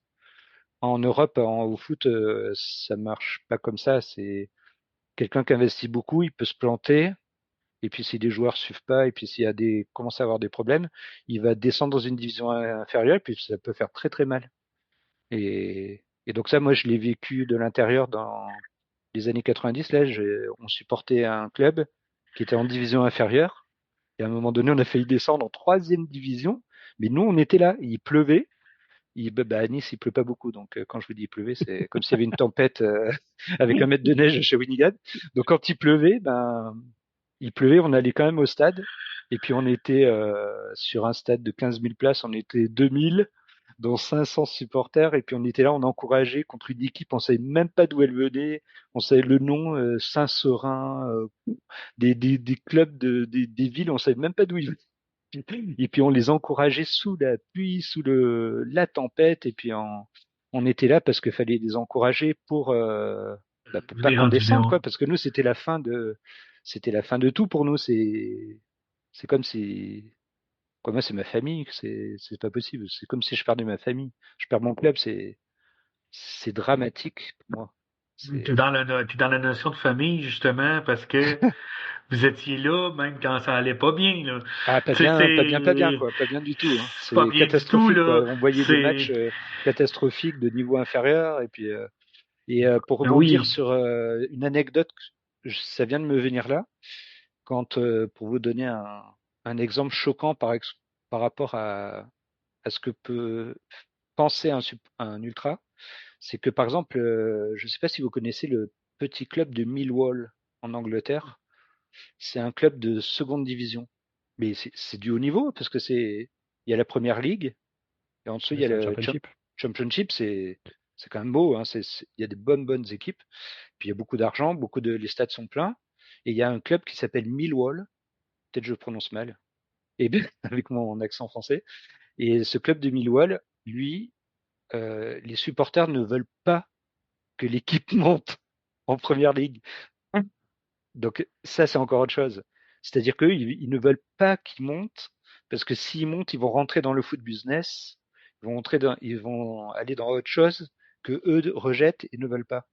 Et donc eux, et si vous voyez, si vous vous amusez, moi je me suis amusé à ça, je suis allé voir tous les championnats de Millwall, et en fait, à un moment de la saison, ils vont commencer à monter, ils vont être un peu dans les 10 premiers, mais hop, après ils vont redescendre un peu, ils descendent jamais, ils montent jamais, ils sont toujours milieu de classement, mais c'est pas du tout ni à l'économie, ni à cause de joueurs recrutés, c'est phénoménal, c'est-à-dire qu'eux, ils ne veulent pas monter, parce qu'ils y sont pas là-dedans, et c'est à ce point. Donc là, c'est impressionnant, ça, là, Jonathan, je pense que tu es. Oui. Non, je suis pas figé. Non, mais je suis étonné. Je suis étonné. C'est étonnant, ouais. Non seulement je suis étonné, mais c'est de la manière que tu parles, il y a une base de fans qui est encore là, là. Ah non, mais moi, oui, c'est sûr.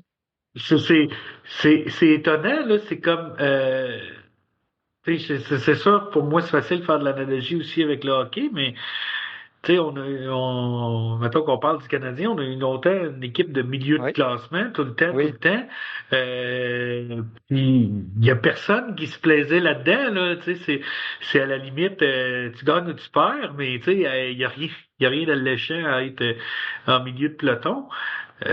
Puis, tu sais, au niveau des défaites volontaires, moi, je sais qu'il y en a qui, euh, c'est pas nécessairement des défaites volontaires, mais qui vont faire des plans, par exemple, sur 3 ans ou sur 5 ans, Oui. de dire, tu sais, on vise un championnat dans 3 ans ou dans 5 ans, puis les premières années, ben, c'est des années de misère parce que Mm.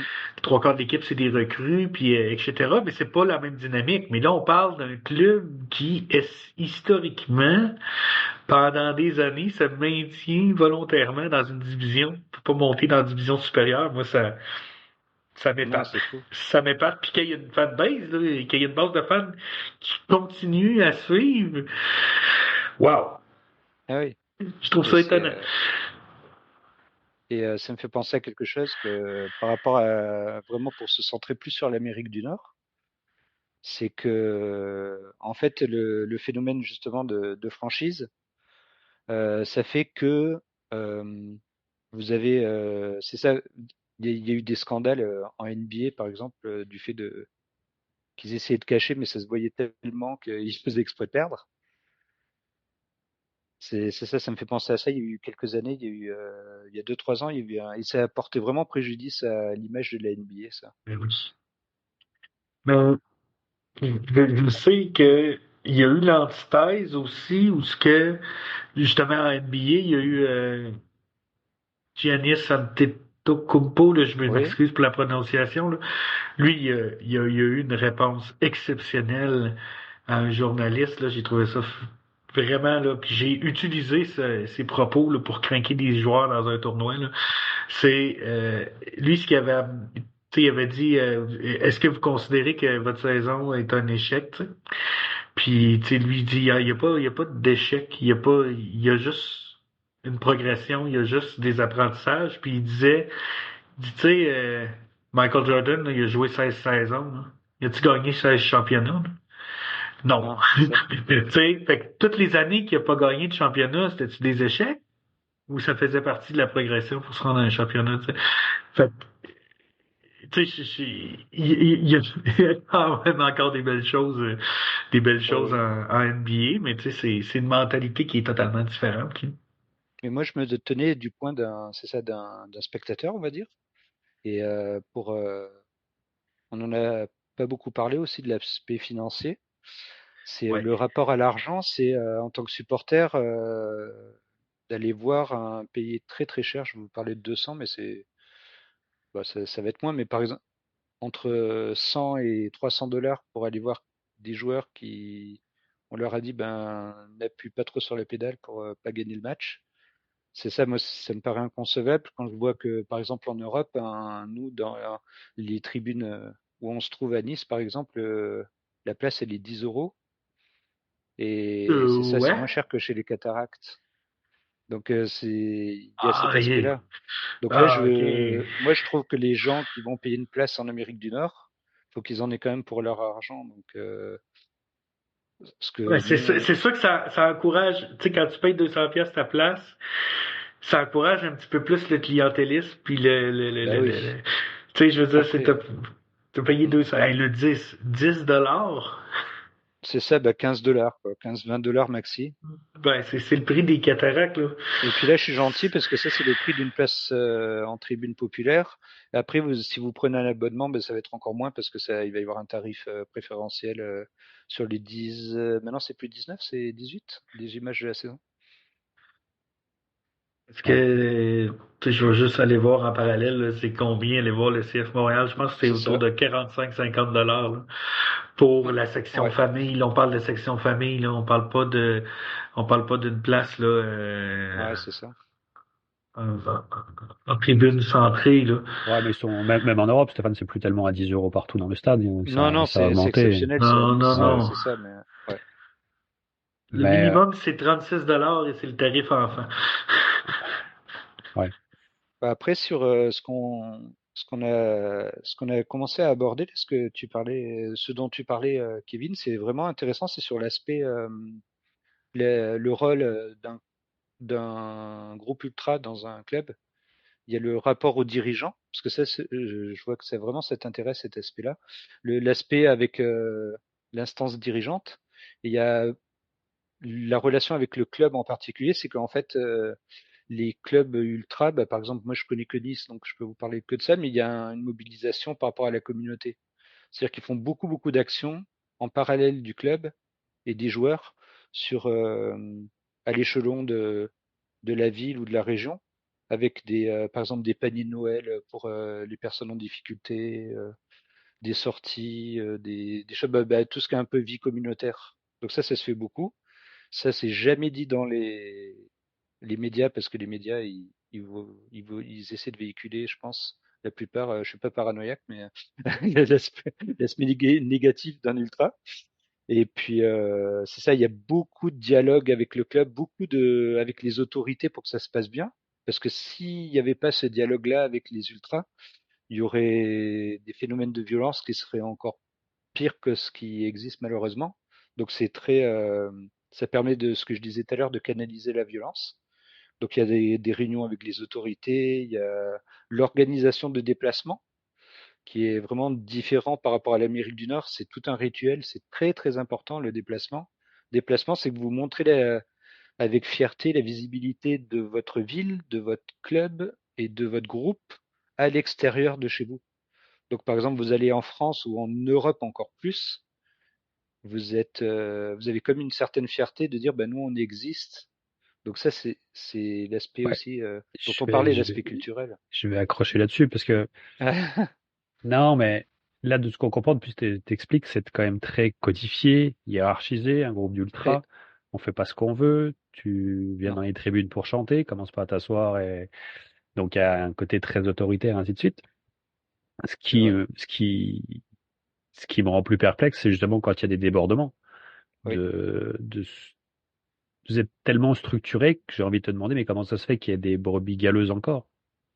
Comment ça et se fait oui, qu'elles sont encore dans le groupe? Pourquoi vous les excluez pas? Pourquoi vous vous détachez pas de ça? Pourquoi le ménage il est pas fait? Parce que c'est je peux vrai. aussi très bien comprendre que ça fasse un peu peur en tant que moi je Oui, resterai oui, très dans de mon père rôle de famille avec de sa famille. parent Bah oui, spectateur, d'emmener quand j'étais allé emmener la première fois Ewan quand il avait 7 ans au stade, puis qu'il oui, ressort avec oui, oui. un paquet d'injures en magasin et autres. Bah, j'admets que je trouvais ça plus sympa de l'amener chez les cataractes, au moins quand tu ressors des cataractes, c'est Et peut-être oui, plus calme, mais le catalogue d'insultes, il est moindre quand même. c'est ça. Ouais. Donc, c'est ce côté-là des ultras qui me rend le plus perplexe, c'est que je t'entends, je comprends que vous êtes C'est très le côté attaché à ce sombre. groupe-là. Bah oui. Sombre, oui, ok, je peux l'entendre, mais quand je vois que c'est presque, je vais Normal. utiliser un mot fort puis provocateur, presque une secte, euh, comment ça se fait que le ménage, il n'est pas fait?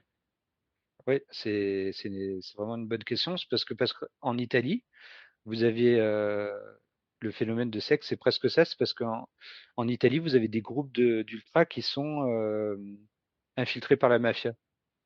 Et donc, en fait, c'est à ce point-là, c'est-à-dire qu'il y a en fait, si vous allez sur YouTube, c'est facile à retrouver. J'avais même préparé des petites vidéos, mais il y a, On va vous pas les pouvez, passer. mais on peut pas les passer, c'est ça. Mais je pourrais vous les donner en antenne.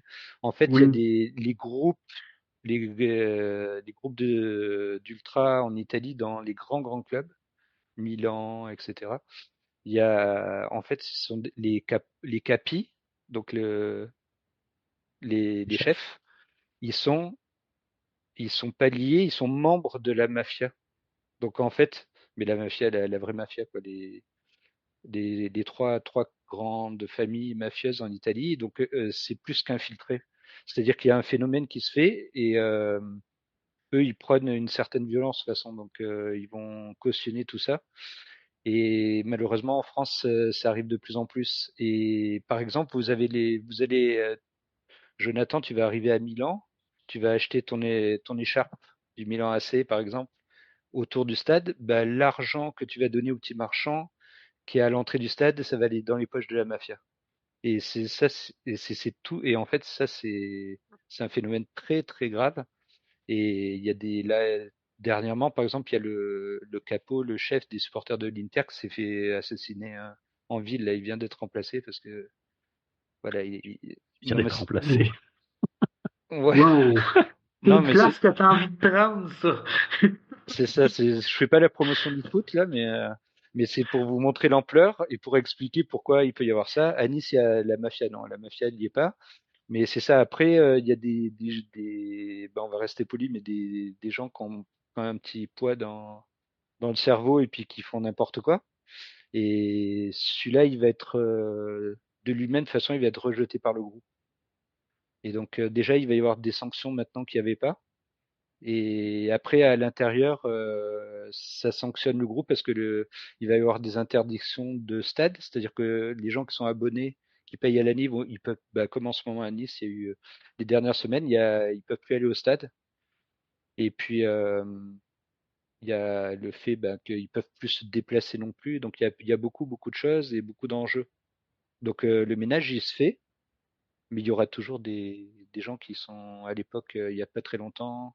Tu t'en souviens, Kevin, il y a eu un Nice-Marseille qui a fait le tour de l'Europe au niveau des journaux. Et puis il y en a un qui a jeté une bouteille sur un joueur. Et après, Je les me rappelle. joueurs marseillais sont venus provoquer les Niçois. Les Niçois sont rentrés sur le terrain. Et puis ça a eu un effet énorme. Mais c'est juste entre guillemets, c'est grave, mais c'est quelqu'un qui a jeté une bouteille sur le terrain à la base. Donc celui-là, Ouais. Mais ça, je sais pas à quel point c'est mais après c'est pas dépendant des enfants de cœur. du Après, phénomène ultra ou pas, ouais. là, Mais moi je peux pas cautionner ça parce que non. le phénomène de la violence est lié et c'est un exutoire, c'est-à-dire que il y a des personnes qui vont, ils peuvent pas se défouler ailleurs, ils vont se défouler au stade ou en dehors du stade et ça c'est le pire, la pire des choses. Et c'est pour ça que plus c'est structuré, mieux c'est.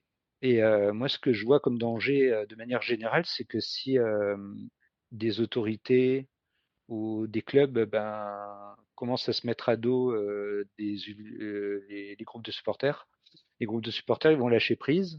Ils vont se dire débrouillez-vous avec toutes les brebis galeuses et il va y avoir des phénomènes de violence qui vont être beaucoup plus importants parce que ça va être des gens vont pouvoir faire n'importe quoi, n'importe où. Donc,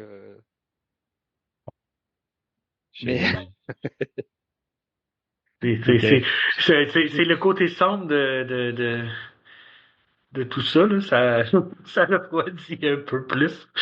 Alors, après, je peux effectivement, vous pas donner convaincu à des exemples. 100% Non, après, de je peux pas te maîtriser ça, convaincre quoi. parce que c'est ça. Pas Après, toi, mais je veux dire, quand on non, voit non, tous les mais débordements, les débordements, c'est ça, c'est la provocation. Et comme en fait, il y a aussi faut avouer, il y a de la violence. C'est-à-dire qu'il suffit d'être provoqué sur un petit truc, et puis ça va déborder, mais ça va prendre une ampleur On va prendre une escalade, ouais. incommensurable.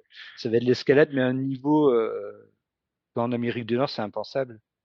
Là, après, je peux vous donner des dizaines et des dizaines d'exemples graves que j'ai vécu, mais c'est hallucinant. Vous allez pas me croire en fait. Mais Mais si je comprends bien, on est mieux, on est mieux d'encourager un groupe comme la 1642 qu'on a ici oui, au CF Montréal que tu sais, d'essayer d'encourager que ça perdure, que d'aller nécessairement aller dans l'extrême d'avoir parce que tu parlais de la mafia puis on a tu sais, peut-être inévitablement il doit y avoir aussi des sports qu'on pourrait dire à ces gens-là là, ouais, qui passent un match au complet puis tu sais ce sport-là vient de quelque part aussi ouais. tu sais c'est comme un peu le côté sombre de tout ça mais je sais pas quel. C'est pas un passage obligé, là, j'imagine. On Ben n'est non, pas. c'est ça. Et puis après, il y a toute une histoire de réveil. Ça, on en avait parlé un tout petit peu au départ, mais ça, on pourrait y revenir là-dessus rapidement. C'est l'aspect culturel. Ça Mhm. va au-delà du foot. C'est-à-dire que, par exemple, moi, quand on en a parlé, dès qu'on s'est connu avec Kevin, qui est fan de Marseille en France, ça m'a fait comme un choc. Et puis après, j'ai repris ma respiration. Et c'est ça. Et là, donc là, je vous dis ça sous forme de boutade, mais en fait, en réalité, c'est parce que si on remonte, la rivalité entre les villes, les cités de Nice et de Marseille, ça démarre à l'Antiquité, avant les Romains. Mais je ne sais pas si vous imaginez. Donc en fait, il y a C'est Marseille, littéral, là. voilà, Marseille, ça a été une colonie fondée par des Grecs sous l'Antiquité. Et les Grecs de Marseille, ils ont fondé une petite colonie à Nice parce qu'il y avait un bel endroit. Et mes ancêtres, il y a 2500 ans, ils étaient déjà sous la coupe de Marseille. Et puis après, il y a eu toute l'histoire mondiale. Il y a Nice qui a été plus italien que français dans son histoire. Et après, Nice est devenue française, ils ont créé une grande région qui s'appelle qui est, on dirait la Mauricie, mais encore plus grand. Et en fait, la capitale régionale, c'est Marseille, et puis nous, on est encore en dessous. Donc, il y a comme un complexe d'infériorité. Et puis, cette rivalité, elle n'est pas que au foot, elle est de partout, même en politique, elle est là au niveau social, au niveau, voilà, Marseille décide de ce qui va se passer à Nice, Paris va décider ce qui se passe en province au niveau politique aussi. Et c'est ça, c'est comme un peu Astérix et les Gaulois, le petit village gaulois qui résiste à Ouais. l'envahisseur. Non, mais c'est à ce point-là. Donc, mais c'est pas tous les gens, c'est pas les 35 000 personnes du stade qui ont ce vécu-là et puis ce retour des choses. Mais dans les ultras, c'est des gens qui sont de Nice, qui ont une famille niçoise, et il y a toute cette rivalité-là. Donc après, ça peut aller loin. Mais Et donc, là, je suis pas contre la rivalité, au contraire, je la trouve non, très ouais, bien et intéressante. Moi, ce qui me pose le plus de problèmes, c'est le débordement. c'est le débordement. J'adore la ferveur des ultras. Comme je disais, je trouve ça hallucinant, un monsieur qui tourne le dos au match puis qui chante tout le long. Mais ça, c'est perplexe, mais je peux le comprendre. Je peux être admiratif d'être accroché à ce point-là Ouais, à une communauté, mais j'accepte pas le débordement et le côté violence. Je peux non, c'est sûr. comprendre la rivalité entre Nice, Marseille, Monaco, enfin toutes les villes qui Ouais, sont autour. J'aurais tendance à dire que même c'est bien de la cultiver, puis je vais pas dire le contraire. Tu sais, non, ici, non, à Shawinigan, notre rival c'est Trois-Rivières, puis aux jeunes, on n'hésite pas à le rappeler que c'est le club rival. Ça fait ouais, partie du ouais, sport. c'est de la Mais bonne. c'est le débordement que j'ai plus de mal à accepter. Et comme je vois, quand tu expliques comme vous êtes structuré, ben, je le comprends encore moins. Je le comprends C'est encore vrai. moins, ce débordement. Non, Parce non, que je c'est te vrai. dis, bon, contre cinq simples supporters, bah, ça m'embête de ne pas pouvoir amener les Oui, ça enfants. Parce gâche que tout. en ce moment, en Bah oui. France, on ne se cachera pas, c'est bien difficile d'emmener ton enfant Ouais. à un stade. Ça devient Oui, et très puis difficile. imaginons qu'il y a un phénomène violent qui se passe au bout de 5 minutes, et puis t'as payé ta place dans une tribune tranquillement avec la famille, puis t'es obligé de repartir chez toi parce que le match est arrêté, parce il y en a un je sais pas, qui est rentré sur le terrain, ou rien que ça déjà, sans violence, hein, t'es un truc bête. Bah, rentrer sur le terrain, il va se faire attraper par les stadiers, puis ça lui Oui, servira de oui. leçon. Mais il y a des choses plus graves qui se passent. Bon, Ah oui, c'est le oui. côté qui me dérange le Ah, plus c'est dérangeant, c'est sûr, même pour avec les moi. ultras. Oui. Ah bah oui, c'est sûr. J'adore l'attachement que vous avez à votre club, à votre ville. Si, comme ça, tu sais, je me classe pas moi Oui, comme oui. un ultra. Oui, je suis fan de Marseille, mais je serai jamais un ultra. Puis Bah non. Et puis c'est je suis pas. excessif. Ouais. Ouais, mais voilà, c'est le côté qui est excessif qui me dérange le plus. Tu peux être excessif dans la joie. Tu peux, ouais, tant que ça reste dans la joie, les chants, ainsi de suite. Oui, c'est ça. Là, il n'y a pas de problème. Mais Non, mais t'en après, connais plus il y que a de la moi. J'ai des exemples méchanceté, en il y a du tête. racisme, il y a beaucoup de choses. Ben encore ça je l'excuse pas, mais je peux le comprendre parce que comme tu l'as bien expliqué, vous êtes quand même une communauté, puis il y a une base qui vous relie, une histoire qui Oui, vous oui. relie. Elle peut des fois être un petit peu raciste cette histoire-là. C'est pas ce que je dis sur Nice, hein, c'est pas ce que je veux dire, mais je Non, peux non, comprendre bah, il y en a le partout. phénomène. Je l'encourage pas et je l'excuse pas, Bah non. mais je peux le comprendre. Moi, ce qui me dérange le plus, c'est vraiment la violence et qui fait que quelque part, c'est en train de scier la branche sur laquelle on est assis, c'est qu'on pourra plus aller dans les stades, on peut plus se déplacer, on peut plus aller voir un match en famille. Ah oui, c'est très dangereux. Ça me Ouais, dérange. Ça me dérange beaucoup. ouais. Et c'est plus là-dessus où t'as relativement bien expliqué la cause, mais ça me reste vraiment perplexe quand je vois comme vous êtes organisé, comment Ah ça se non, et fait puis que c'est indéfendable. Après, je défends pas du tout parce qu'il y a des choses qui sont indéfendables, c'est sûr. oh, Parce bah que, ouais. puis tu sais, j'ai l'impression que pour moi, c'est difficile à saisir parce que, tu sais, on est allé voir l'été dernier, il y a un match de la Copa América, puis il y avait quand Oui, même, tu sais, il y avait quand même, euh, tu sais, il y avait de la chaleur, on va dire ça comme ça, puis, tu sais, à un moment donné, on s'est retrouvés dans un tunnel pour traverser par-dessus l'autoroute, puis oui. tu sais, on était vraiment très, très, très compacté, puis il y avait des chants, il y avait des gens qui sautaient, puis tout, mais jamais une seconde, je Ah me bah suis non. senti pas en sécurité, là. Oui, bon, c'était étouffant, puis c'était une expérience à vivre, puis je le referais demain matin, là, parce que c'était vraiment trippant, mais jamais je me suis senti pas en sécurité, je me suis senti en sueur, mais non, Oui. mais tu sais, Mais c'est le contexte. C'est le ou- contexte. Là, t'étais à Argentine, c'était quoi? c'était La ville? Pérou. Argentine-Pérou à New York. Ouais. Mais Ouais, ben si le si Pérou tu vas avait gagné, tu ça vas va voir un peut-être match de autre chose. championnat en Argentine, tu te sentiras moins en sécurité. Ah, ben probablement. Et ça sera les mêmes personnes. Ouais, probablement. Et c'est ça. Mais tu sais, c'est peut-être pas l'effet Amérique du Nord, là, c'est peut-être Ah l'effet oui. étranger aussi, là. Oui. Mais je sais pas, moi il y a une autre question que je me demande, c'est que Ouais. euh, est-ce que c'est l'effet, est-ce qu'il y a un effet par rapport à la l'accessibilité ou la proximité du sport.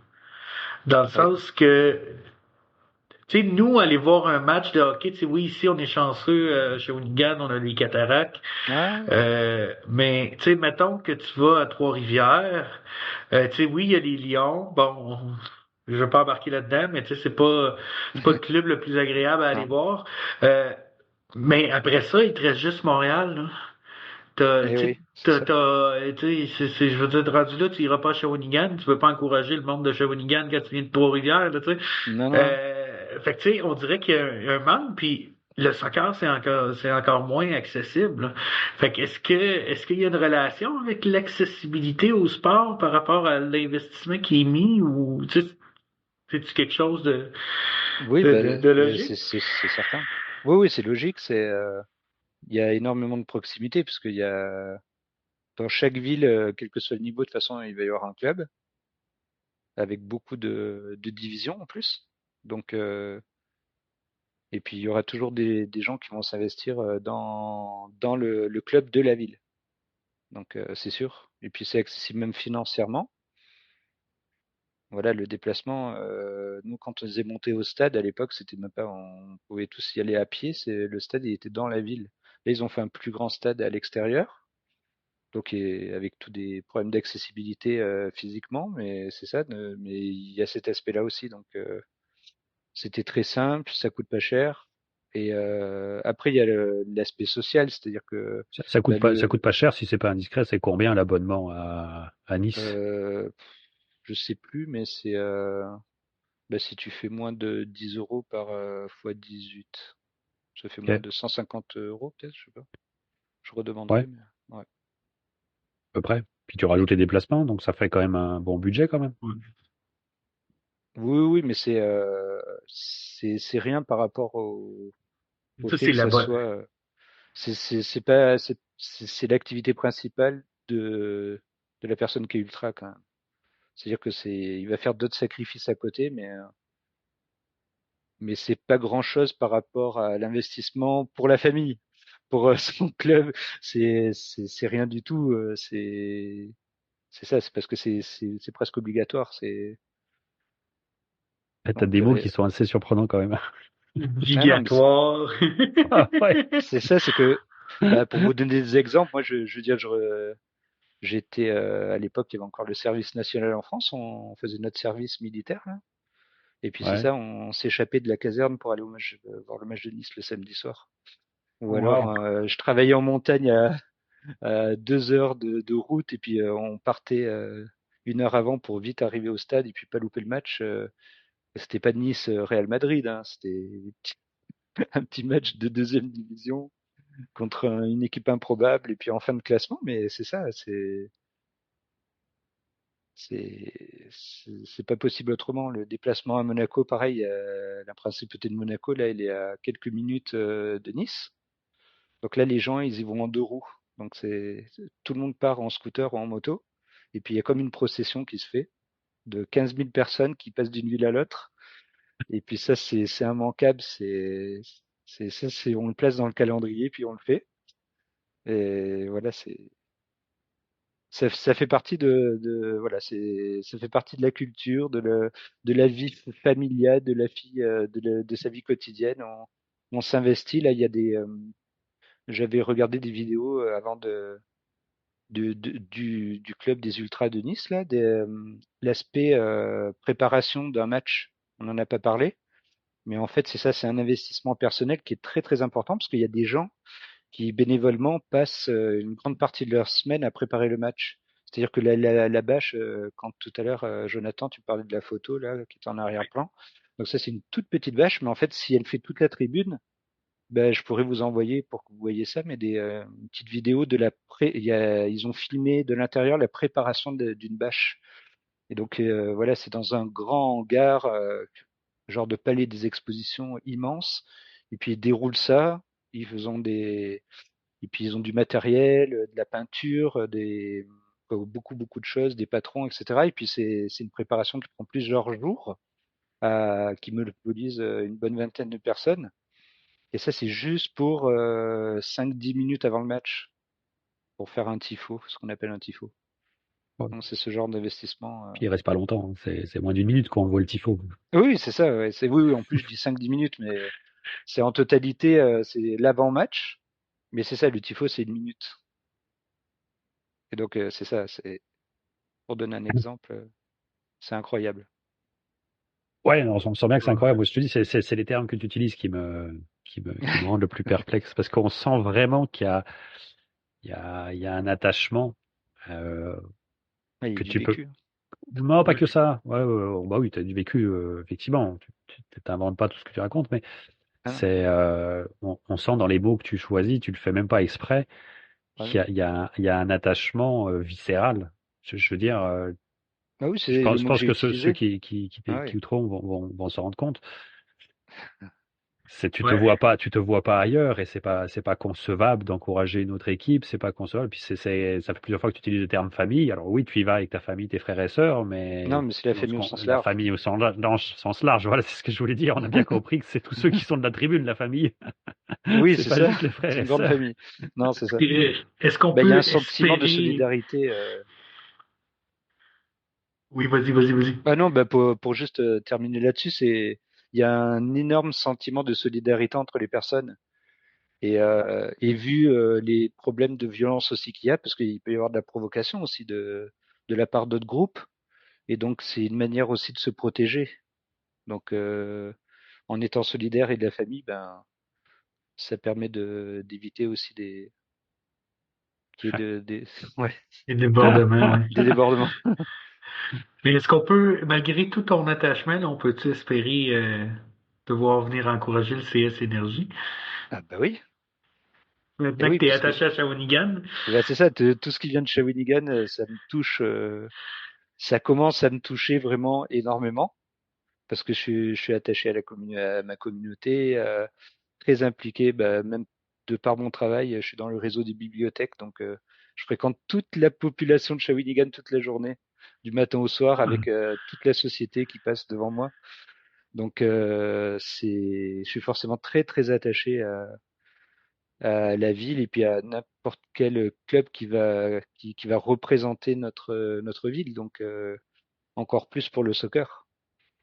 Ben, justement, ça amène, là, on va s'éloigner un petit peu des ultras, mais plus toi te concernant. Tu nous as expliqué que depuis tout petit, tu as joué au foot, tu as été dans un centre de formation. Euh, donc, t'es toujours avec je vais considérer que Ouais, tu es toujours avec les j'ai ultras. failli intégrer un centre de formation, mais Ouais, mais j'avais pas le niveau. ok. J'aurais pas je le vois la niveau. Mais, question s'en venir. ouais, tu vois la question, mais justement, pourquoi tu t'es jamais rapproché des terrains? Il y a Ah, une des raison? terrains ici. Ici ou en Euh, France, je veux dire, t'es resté dans les tribunes en tant qu'ultra, ok, je comprends, je respecte, c'est pas ça. Mais t'as jamais été tenté d'être sur le bord de la pelouse? ah, Ouais. si si. Ouais, oui, ça aurait pu, mais c'est la vie qui a fait que j'ai pas eu l'opportunité. Mais c'est vrai que j'aurais pu. Pourquoi tu dises le passé? Tu peux encore, hein, non? Ou Ah, je j'ai peux j'ai encore, raté oui. quelque Pourquoi chose? pas? Si j'ai une proposition, On s'en reparlera après de je, je l'émission, suis alors. ouvert. Je pense qu'on est en train de faire du recrutement. Bah Non, après mais c'est ça sur l'aspect pas pas professionnel, mais sur l'aspect en sortant du phénomène ultra, c'est sûr que je suis pas qu'un ultra, je suis pas qu'un spectateur justement.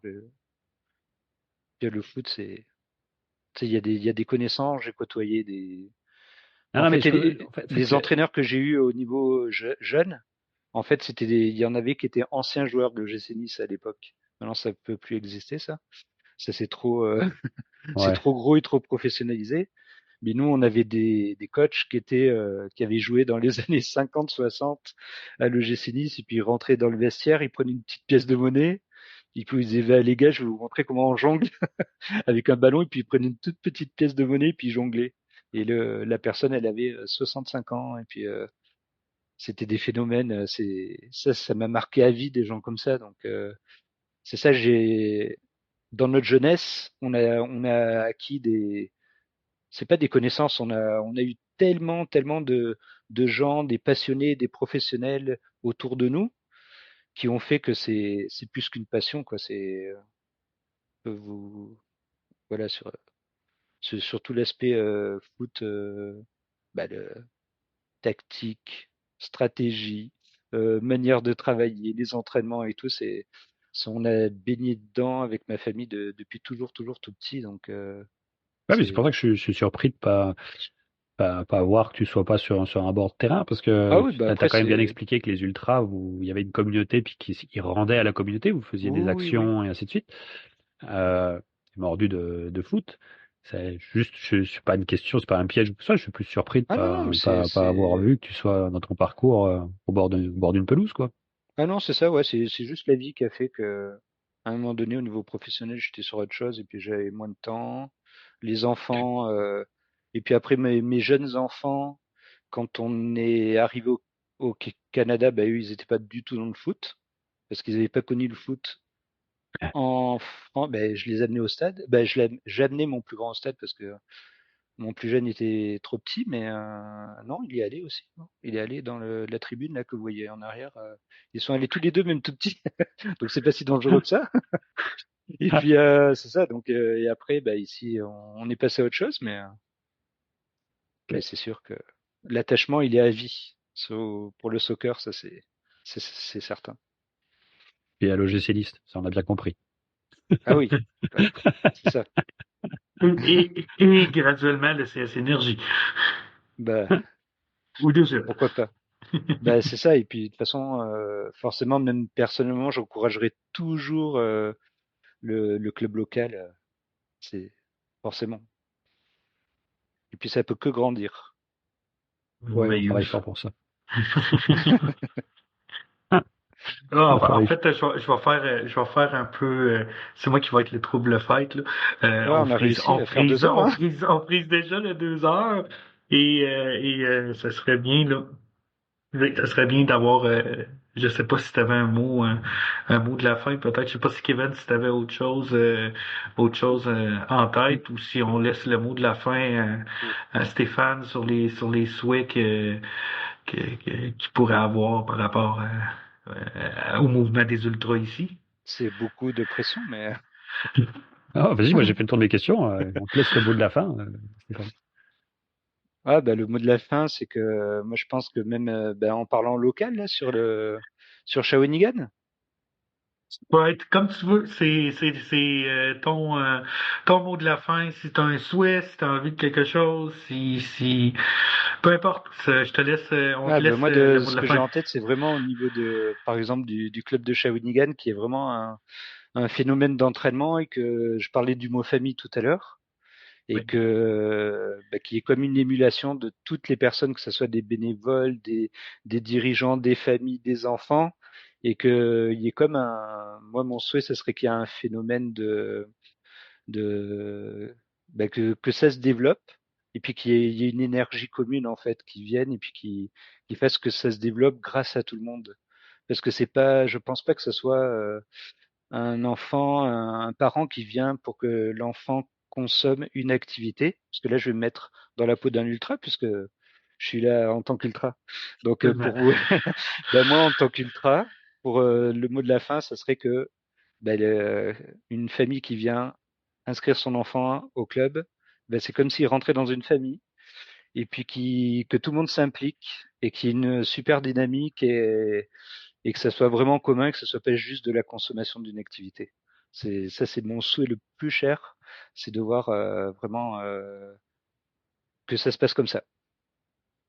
Je tiens juste à préciser, on n'a pas soufflé les mots. Hein. On n'a absolument pas soufflé les mots. Ah non, On pouvait pas trouver mieux. Pas du tout, puis on pouvait Ah non, pas trouver mieux. je suis le premier surpris. T'es un excellent joueur sous la pression, là, honnêtement. Bon ben ça va alors. Mais écoute, Ah non mais c'est sincère, ça sort du cœur. c'est senti, c'est senti. Puis je pense qu'on va pouvoir se laisser là-dessus parce que vraiment Ouais. c'est un souhait c'est vraiment un souhait exceptionnel. Je peux pas cacher que ça me plaît beaucoup là, mais c'est vraiment et puis tu sais si moi, il y a quelque chose auquel j'ai envie de contribuer là, en étant impliqué dans le club, là, c'est à une vision comme celle-là. Là. Oui. Ça me plaît énormément comme vision. J'aurais une toute dernière question sur Ouais. tout ce que tu viens de dire, Stéphane. Il n'y a pas de copyright. Je peux le réutiliser dans mon discours Ah devant oui, les tu parents. peux. Bah, vu que c'est enregistré, tu peux utiliser les mêmes phrases. Ouais, je ferai passer la bande alors. Je t'attaquerai pas en justice. Excellent, excellent. Fait Au que, contraire, au contraire. Je serai fait que- derrière pour t'encourager. merveilleux. Fait que là-dessus, j'espère que ceux qui ont été amusés ou divertis ou même qui ont appris beaucoup de choses avec nous là, dans les dernières 2 heures, j'espère que vous avez énormément apprécié la conversation qu'on a eue. Moi, j'ai apprécié. Un gros merci, Stéphane. C'est vraiment un plaisir. Puis vraiment, vraiment, j'ai appris beaucoup, énormément. Puis Merci à vous. bienvenue, bienvenue. Puis écoute, ça me donne juste plus de motivation à continuer, que ce soit le podcast, que ce soit le club, que ce soit mon implication dans le sport. Là, c'est vraiment, c'est très inspirant ce qu'on a eu comme conversation aujourd'hui. Ah bah merci. Puis c'était un sujet qui peut parler de choses très graves, mais qui, voilà, il faut prendre tout ce qui est positif et puis ça peut être fait dans la bonne humeur. C'est l'essentiel. Absolument. Absolument. Donc, J'ai vraiment pris beaucoup de plaisir à en parler en tout cas avec vous. merveilleux. Donc, on va souhaiter bien le bonjour à nos auditeurs du courant d'énergie et on vous dit à la prochaine. À la prochaine. Bye tout le Merci. monde. Bye. Au revoir.